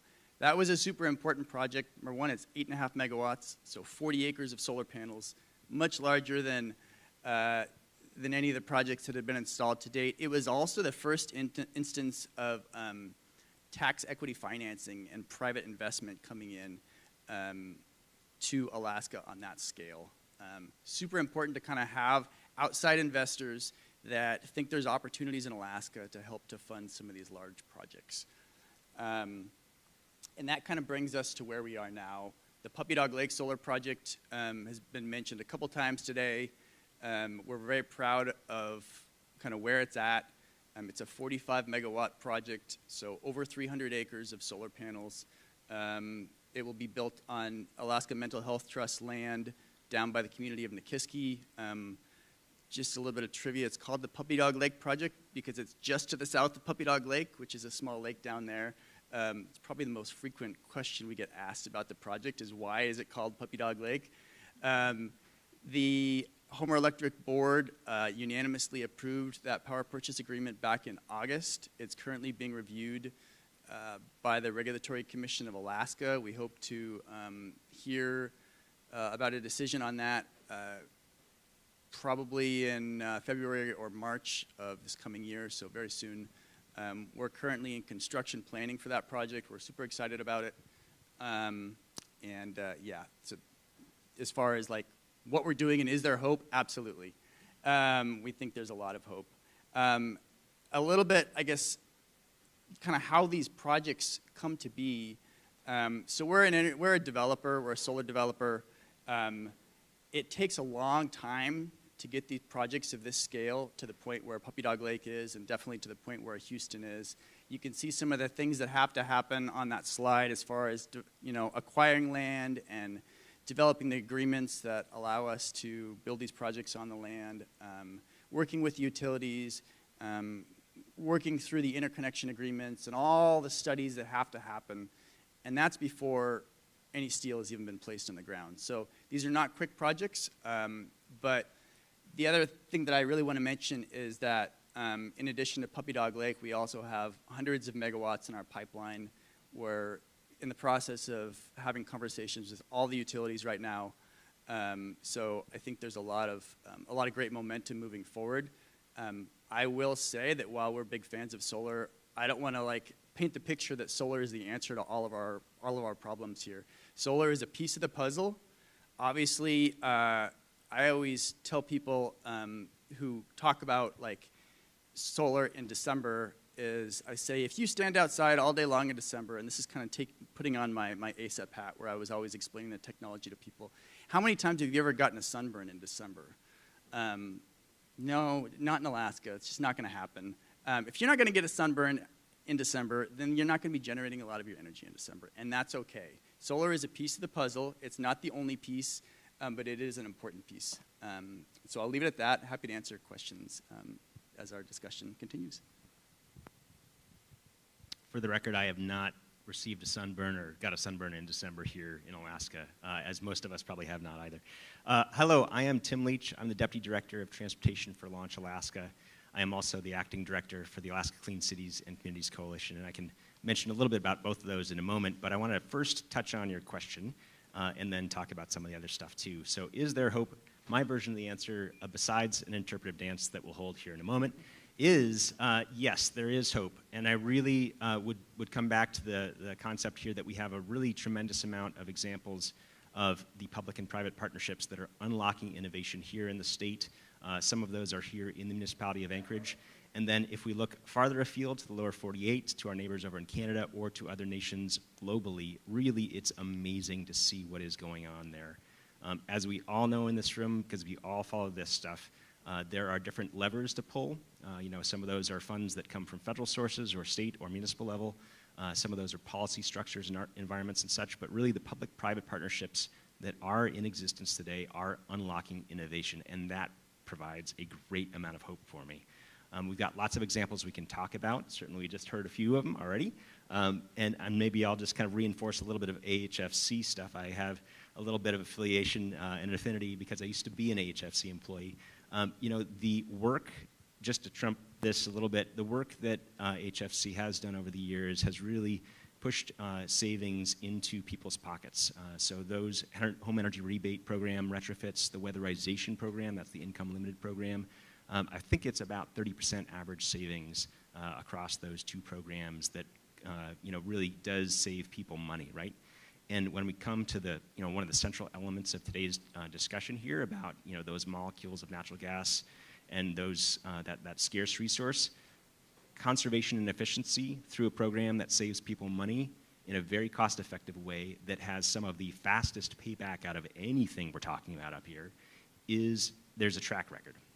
We've got programs like those that HFC has that are in existence.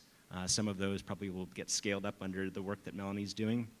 And whether that's through finance mechanisms or through the grant application or reliance on federal dollars to make that happen, you can work the money side of it, but really the technology has been proven and is really quite cost effective and can be implemented very quickly.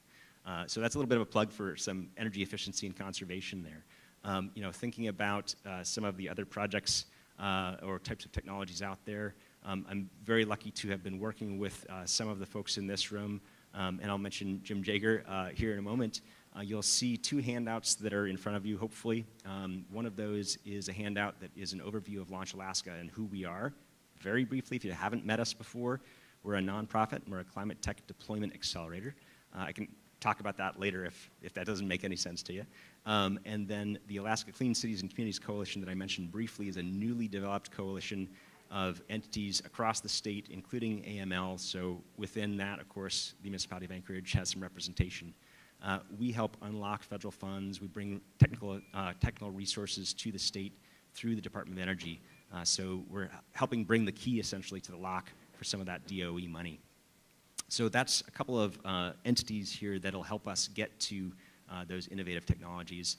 And again, centralized on the question of is there hope? This morning I was on a call with some AEA colleagues, shout out to Audrey over there, And there was a biofuels working group that is being stood up here in the state. Yesterday and the day before, I was attending a hydrogen aviation summit. There are a lot of people, both in-state and globally, that are focused squarely on the problems that we're talking about here today. And of course, in the same types of aspects in different markets. There are a lot of solutions.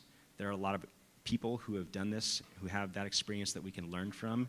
There are a lot of people here in this room and then in this community we can really tap to take advantage of those technologies, because all the technology is really cool and fun and fantastic. But if we don't have the people, if we do not have that capacity, we're not going to be able to bring that innovation here, right? So that's some of what, and I think this is on the slide. Let's bring that slide up. There we go. That's some of what Launch Alaska can help you do, and Alaska Clean Cities and Communities Coalition can help you do. We help source that innovation, like I was mentioning, through our accelerator program. We bring startups with new technology or novel technology to see if there's a market fit, if their technology can help solve the problems that we're facing here across our economic sectors. We provide additional capacity, so that can be in the form of helping Jim out, working on that EPA grant that he mentioned. And then we really help unlock some of the funds there as well. So in particular, I mentioned that Department of Energy Vehicle Technology Office. That was the source of funds. Is Kelly still in the room? I think she's back there. Yeah, that was the source of funds, I believe, in majority for her large vehicles to go over to the battery electric. Now, at this point, those VTO funds need a Clean Cities partner. So you've got it here because we now have that in state. So that's the type of work we've got and capacity we can bring to you. A couple quick opportunities for partnership there. Many of the folks in the room actually are technical advisors or advisors for the tech deployment track already. But that's a great way for you to be in contact with some of those startups to help vet those technologies and those companies to see if there is a fit for your particular need. And then that second and last bullet point there is really to accelerate the deployment of technologies. We're helping get that time frame compressed, where new technologies sometimes need a lot of time to get proven out. They need a partner that is a local asset owner. We help compress that time frame, and in some cases that means bringing additional funding to the table. So yes, I think there is hope. Awesome, very hopeful panel. That's amazing. So you touched a little bit on kind of a partnership with the municipality. I'm going to ask the rest of our panelists, where do you see opportunity for partnership with the municipality? Or what is our role in your work? Are we in your way? Thanks. Well, let me jump in there. We actually are in active conversations with the new LaFrance administration on several projects. Some of them are on the, gee, I wonder if that would work phase. And so it all has to start with a conversation. And we're beyond delighted that we're in those conversations now. I would divide what we have into projects that are in our core business and then other smaller things that we do as a member of the community. And I'll start with that one because it's a quicker conversation. But for example, in member Bronga's district this past summer, Chugach powered an outdoor concert in the park using one of our EV trucks. And that was because we're a member of the community and we had an EV truck. But also to kind of demonstrate, hey, super cool, this battery not only powers the truck, you can park it and plug it in with a regular outlet in the bed of the truck and it can power, a sound system for an outdoor concert in the park. So that was pretty cool. And the Christmas tree downtown with our bucket truck, we're able to put the lights on and that sort of thing. And we'd like to continue, obviously, those because we're in the community type of projects. But things that we do that are part of our core business, like I've had conversations with Bill Falsey, possibly putting solar panels on the vertical walls of the Denina Center. Maybe the roof isn't necessarily the most practical, so we can move on to another potential.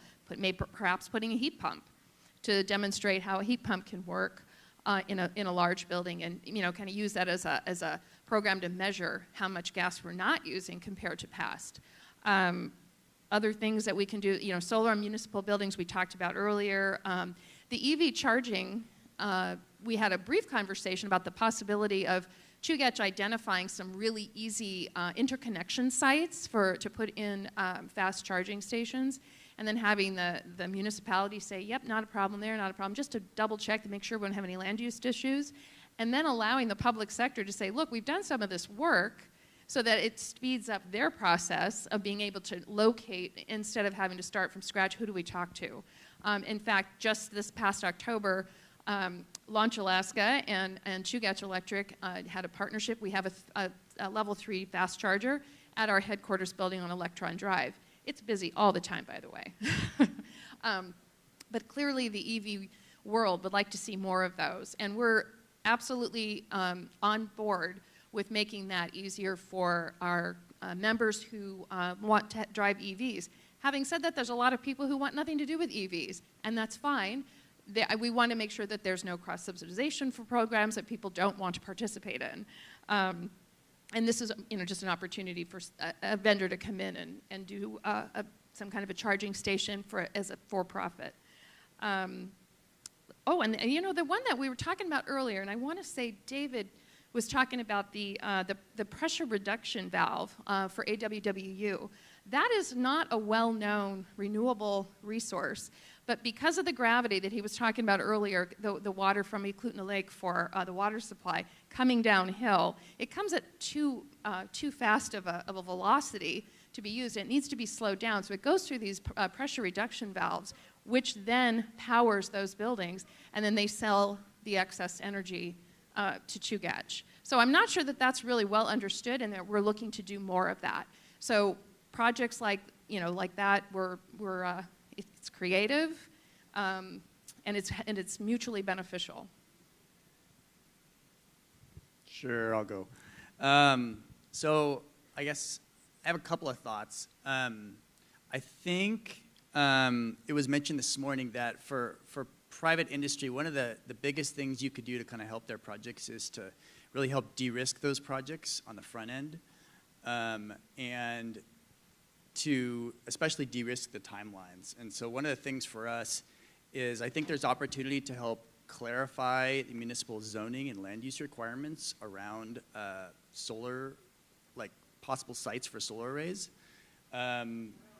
Because for example, if us or a similar company is going into a project and we don't know how long it's going to take to get access to that land, well, then it's really hard to bid that out or to develop a budget or to kind of move that project forward. And I'll say that that's something that we've thought of, and that's also something that I've heard other solar installers talk about as well. Going back to my time at ASEP, I used to talk to a lot of installers that were really focusing on residential, commercial, and like light industrial solar arrays. Every time I would talk to them about opportunities, they would always talk about opportunities for streamlining some of the municipal permitting requirements to make that more of a predictable project with a predictable timeline. So while it's not something that like RIP is involved with, that is something that I've heard in the industry as well. I guess a shout out to Chugach for going first for community solar. That's been a long time coming. That's super exciting. And it's super exciting to see that project move forward. For RIP, our sweet spot is really for projects over 1 megawatt. So that's something that we could be really interested in later on in the process once it kind of matures a little bit. And I guess that kind of ties into an AEA, an AHFC project, which is a Solar for All project, which is a federally funded project from the Inflation Reduction Act. A lot of that funding is going out to rural Alaska, but there is also some funding coming into railbelt communities as well that could be used for low and middle income solar as well as community solar. So there's a lot of opportunity there as well. And I think I covered my list, so I'll stop there. Perfect. On the ASEC front, Alaska Sustainable Energy Corporation, we're still very early stages and starting with seeking for funding. But our focus will be on both financing and supporting the financing. And I think especially leaning into the support the financing of with technical assistance, collaborating with Alaska Energy Authority and other agencies to be able to provide that financing support, because there are a lot of tax incentives, a lot of grants that are coming out for different entities, both for government entities, and we're in talks with Bill and Brendan about different direct pay opportunities and grants that are coming directly to municipal entities. So that is one area of supporting those kinds of financing. financing itself will depend on what kind of financing or funding we're able to secure for ASEC in the first place. But I think we'll play a role in Solar for All alongside AEA and AHFC in terms of helping finance solar developments and in different ways, but still TBD on that front. We're still in the planning period for that and working with DOE on the Solar for All grant. Do you have some more to add? You gave us lots of great partnerships, but you're welcome to add. If I may, I'll try to be brief, which is always a challenge as people who know me. There we go, I'll get to it. So there is that second handout that I mentioned you should have. That's an overview of a Port of Alaska Climate and Air Quality Planning Grant. So that is a little bit more description of what Jim mentioned earlier when he was on stage. That is the award that Jim is, or the Port of Alaska and Municipality are currently in negotiation to finalize with EPA. So there's a partnership there of many different entities that came together, as Jim mentioned, in the development of the proposal. So that work is something I think to hold up and celebrate. And of course, there's an announced award here, which is great as well. So we'll have work to do in the future on that. But that really does rely on partnership with national labs, with local entities such as Launch Alaska and Chugach Electric Associations in on that as well. And then with entities that are outside that are subject matter experts as well. And of course, the municipality with the Port of Alaska is front and center. They are the prime entity, the prime recipient. So partnerships there are certainly central to that. And then thinking about some of the companies that have come through our program recently, there's an entity called Cache Energy that has long duration energy storage. There are a couple of heads nodding in the background. In particular, David was talking to me earlier this afternoon about that, actually, looking at the potential to use Cache Energy's technology in the AWU, oh my gosh, that one, AWU, in that application. But that really started, I think, with some exposure that David and a few other municipal entities had to Cache Energy at our tech deployment track in the September session 1. And then there was also, sorry, I've got my years mixed up, last year, and then we had a demonstration project with Cache Energy down at the Halliburton facility in Southtown. Those are partnerships that are in the works right now, but it really, again, comes back to public and private. There's a startup there that has really innovative technology that might work to solve some of our energy challenges, in particular our thermal, long-duration energy storage for thermal needs. So that one I would definitely think is there. And then as far as an obstacle, I might be jumping tracks here a little bit. I have a question to pose later, but for contemplation, this goes back to AHFC days, Stacy.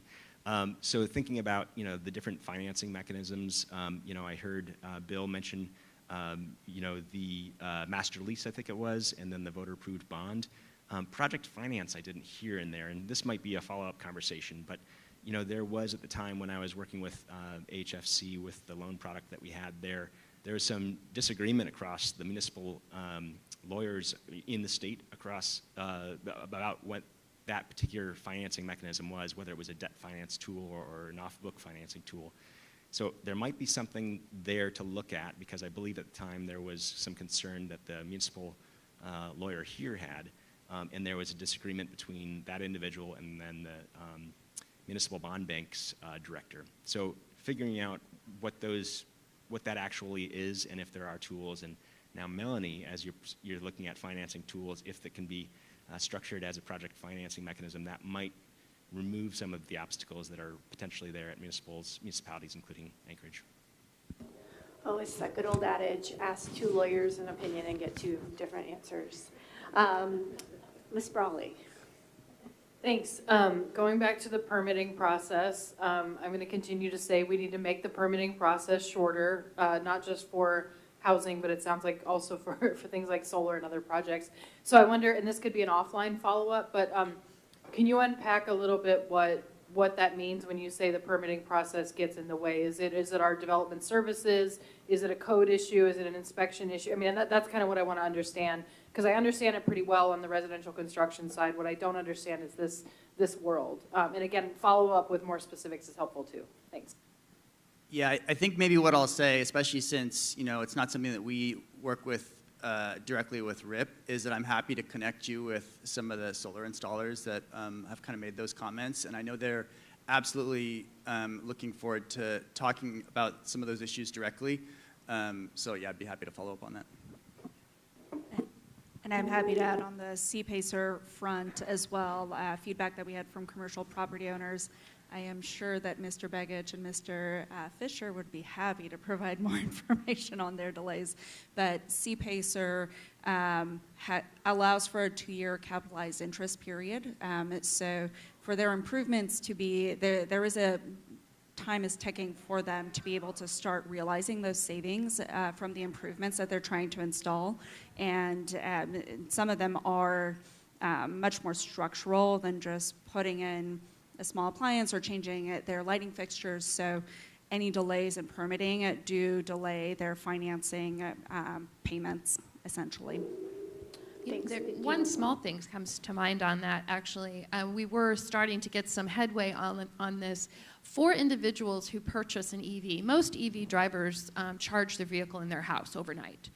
And we are fortunate that the RCA allowed the time of use rates, which we anticipate would go into effect in January of 2026, meaning that if you charge your car, for example, at an off time like overnight, when there's less peak demand, you'll get a better rate, a more favorable rate, which helps all members because it kind of smooths out those very dramatic hills and valleys of usage. But most people do charge their EV at home. Most homes that are built after a certain year can easily accommodate the 220, but some of the older homes don't. And I think that there's a disconnect between what people assume is the dealership's responsibility to tell you, Chugach's responsibility to tell you, and the inspection. What triggers an inspection if there has to be something done to the home? So there's definitely something that we started to partner a little bit last year with that, and that's just something that we can continue to make that information available to residents. I think that'd be really helpful. Go ahead, Anna. And I'm going to add a very brief soapbox moment. I continue to say this. The delays and the problems that we have with the permitting process, whatever they end up being, are one of the biggest problems we have in the city. So I'm looking at the admin folks and just saying this absolutely needs to be a priority. I know it already is, but it is getting in the way of every other goal that we have, and that becomes clear every time we talk about any issue, it seems like. And so just flagging that is something we want to keep working on. Thank you. Thank you, Ms. Brawley. Ms. Bronco? Thank you. I was going to ask you at Renewable IPP, I know you brought up the lag in permitting, but I also wondered from what you've heard from people, are there problems with predictable height of buildings surrounding where you invest in solar? I mean, we've heard from one community in particular that they've invested quite a bit. That the whole neighborhood did a project together, and they're worried about height restrictions because they've invested quite a bit in that. But I think if you have even bigger on an office building and then a 20-story goes up next to you, just wondered what you thought of that. Yeah, so again, I'll take off my Renewable IPP hat and put on my old ASAP hat because one of the things that I was involved with at ASAP was the beginning of the Solarize program, which was really successful in kind of jump-starting the residential rooftop solar market in a lot of different areas. And that was feedback that we used to get from people. Well, what happens if my neighbor all of a sudden builds a 2-story house behind me and starts shading my solar panels? Or what if they plant a giant tree right there and that kind of stuff? And I'm racking my brain right now trying to figure out, this is like 7 years ago, I'm racking my brain right now trying to figure out like what the result of those conversations were. And there was I recalled there was some kind of an easement that one could apply for that basically would kind of could basically say that like you can't shade a certain part of someone's house or something like that. But I don't want to go into specifics because it's been so long that I forget all the details on that, and I don't remember exactly what the options were. That being said, I actually so there's that part of it, but I will say from the reality of things, I actually don't know of a situation where that has actually occurred. So we can all think of worst case scenarios, but I also think it's important to keep the day-to-day reality in mind as well. So. Any other member questions? I have one. So we kind of touched on it in an earlier panel around some of the barriers, right? Particularly when we talk about solar or alternative energy or renewable energies, they're not always accessible to everyone. There's a startup cost. So what ways do you envision making access more equitable? We did hear a little bit about the community solar bank, but are there other ideas you have about how to provide more equitable access or actually equitable benefit to renewables? I can start. I think the Solar for All program has high hopes. Now, proof will always be in the pudding as to what ends up being submitted and what ends up coming back. But I think that will be part of it, or part of the puzzle. It's definitely something as I'm thinking about how the Alaska Sustainable Energy Corporation can play a role both in Anchorage and statewide, since our purview is statewide. This idea of bridging financing needs between when, just like we were talking about on earlier panels, the point in time where you are paying for your solar panels, but then you have to wait almost a year plus in some cases for the tax credit incentive to come in and be repaid for it, or whatever rebate program you're paying for. That initial cost is not accessible to many. And so that's something that is very much top of mind as a potential product for ASEC to come out with. Don't know exactly what that might look like, which of these programs it might address, but that is absolutely something that is top of mind. There's some very early discussions going on about the microgrid program. So we're actively working that with the Port of Alaska, but that doesn't have to be a one-off. So there's other ways that microgrids could be set up in other parts of the city that make sense, and that generation would look different depending on where that is and what people were interested in. So we're in the very early stages of looking at that, but that would be a lot of choice for everyone. It would be kind of the equalizer at the same time that it's specific to the neighborhood. Because is it on a hill? Is it in what's around? What are people interested in? What is the lay of the land? Because all the neighborhoods can look very different. So that's something that we're looking on early on. So I guess a couple thoughts. The first one is I think there's a lot of, I know that you initially mentioned community solar, but I do want to talk about that for a minute because I think there is a lot of value in that. Number one, there's potential funding for it through the Solar for All program, so we know about that. But also, when you build a large solar array like that, it allows you to take advantage of the economy of scale. It's cheaper to build. Your per kilowatt price is cheaper for a megawatt than it is for 5 kilowatts, and that's just the reality with any project, right? And so that's one reason why we're pretty excited about the potential for the growth of community solar in the state, specifically because it does enable solar for more people and enable more people to participate. The other thing, which is kind of a more broad comment, is for our projects and similar projects that I think really is important for people to understand is that when a project like ours comes in under the avoided cost, not only is that saving money in the near term, but our projects, so the PPA for our Puppy Dog Lake project has a 1.5% escalator for the next 25 years. And so for these large projects like ours, the utility knows exactly what they're going to be paying for each kilowatt hour that our projects generate 25 years from now. They don't know that for gas generation. So kind of really focusing on that type of thing as well. I typically focus on transportation, but I'm going to also channel some of my energy background and renewable energy colleagues here, and then try to smash the two together.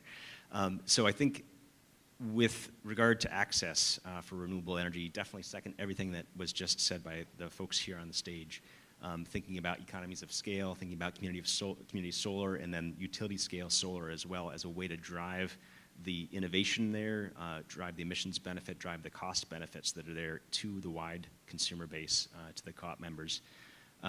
Thinking about the other end of the scale for a second, though, for thinking about residential energy installations and electric vehicle installations as well, where you look at a home that has just a renewable or is starting to price out a system that has a solar or solar and battery system, if you add an electric vehicle to that and you start to add the cost savings from that vehicle, which is typically about half your operating costs, that actually decreases the payback on your entire system because you've got cost savings from your transportation side, also basically helping out the total cost of ownership of both of those systems. So that, there's, as we heard individuals up here before say, $30,000 for a solar residential PV system, that's a lot of money. How do you solve that capital gap? Financing, right? How do you solve the knowledge gap that's out there? You have some of the utilities, you have some of the municipalities that are trusted information vendors or providers. Provide that information to your constituents, to your consumers, right? But as you start to bundle some of those longer-term payback items with shorter-term payback items, just like we've seen over the years with energy efficiency, you can really increase the total savings for the individual that hit their pocketbook in a positive way, and you can decrease the overall simple payback. And so that's where I'm kind of smashing my transportation stuff in here. If you bundle an EV purchase or installation at the residential level with your individual rooftop solar, and you figure out a way to finance that so it's an affordable or accessible thing for an individual to do, that can help you out over the long term.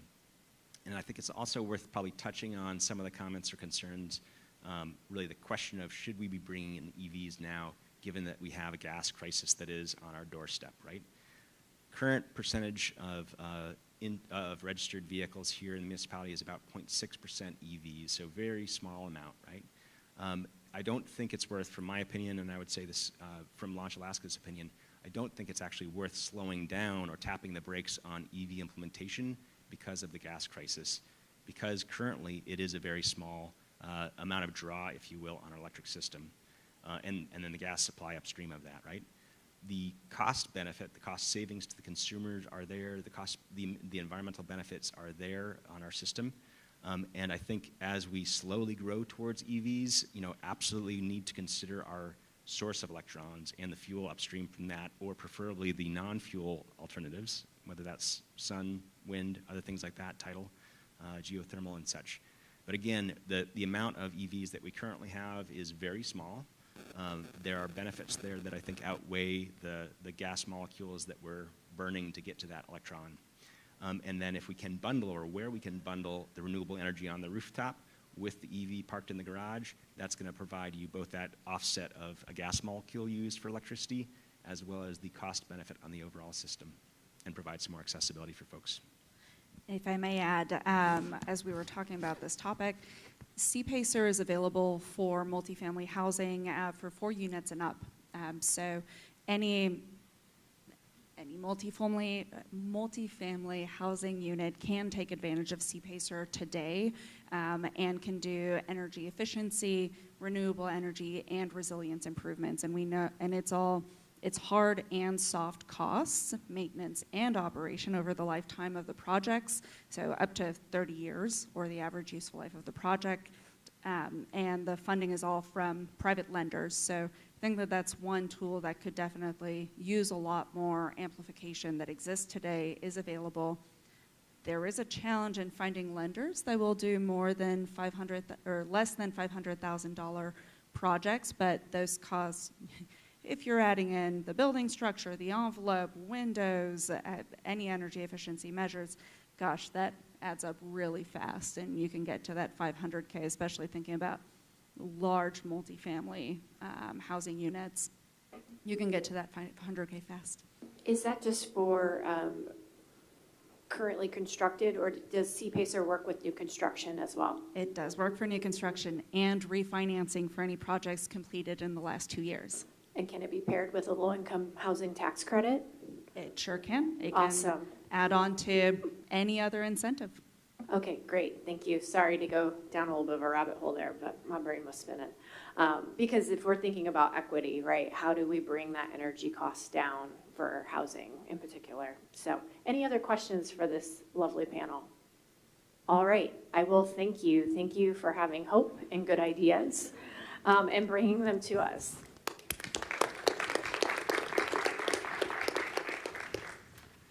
All right. So I'd like to thank all of our panelists today for your insights and generosity with your time. So I'm going to bring the conversation back to the members who are here. Do we have any thoughts we want to share? Any reflections? What's something you believe the municipality can do within your term to move the needle? Is there something specific that you're interested in pursuing out of today's conversation? Or would you just like some more time to noodle it? Yeah, I can start. Like I said before, I did not know a lot about this topic, so I've definitely learned a lot, and I really appreciate all the folks who were here earlier, who are still here, and who have presented. I guess some thoughts are, I'm just trying to think of a better word than buckets, but I'm trying to categories of work, and I think one of them is where we started was the really big one, which is, what happens with Cook Inlet Gas / what does our energy future look like? And I think it seems like our role and our focus should be really advocating on behalf of our constituents, which includes educating our constituents so they can advocate for what that future looks like. So I think that's a really good body of work. And Mayor Michicki really, we were talking at lunch, the idea that our job is to get people out of their silos, I think is a really good mindset to be in. So I want to put that on the table. And then I think, in terms of specifics, like I said, I'm really interested in the permitting process, so I'll keep talking about that forever. But beyond that, I think it's really empowering. A lot of the conversation has been, how do we get other people, the municipality is doing a lot of good work, how do we get other people who maybe want to and need the financing, or who haven't seen this as an option or don't know about community solar, how do we get the more folks, engaged in doing that work on their own as well? So I don't have an answer there, but I think it's... there's a lot of good things to think about. Thanks. Thanks, Ms. Brawley. Anyone else? I have a small list, but it needs a little bit more noodling. And let's see, what you can do within your term to move the needle. I've got 4 months, so watch out. No, just joking. All right. Well, I want to take a moment and recognize our legislative services staff, Allie and Claire, for putting this together. We've really been able to elevate these conversations and do these deep dives, and it's been really, really great. So very much appreciated. Thank you for being here today, everyone. It's very informative, very productive. I hope members, you'll hold this discussion as we move forward into the new year, as we look at continuing to work on our 2025 priorities at the January Rules Committee. Also, thanks to municipal staff that was here today and the mayor's leadership team. I hope you see reflected in today's conversation a willingness by the Assembly to be an ally in your work. We're here to support you, so please engage members in these conversations early. Bring us along with your ideas. Please listen to ours, and together we can come up with really innovative solutions. Same to our community partners. Thank you for being here. We love to talk about big ideas, and we love to think big about Anchorage's future. So please reach out, and together we can work toward positive change. Thanks so much for your time. We will be adjourned. Thanks. Oh, go ahead, Allie. Sorry, I was too quick. You may have received an email during this afternoon session that we are canceling the wrap-up event at King Street Brewing.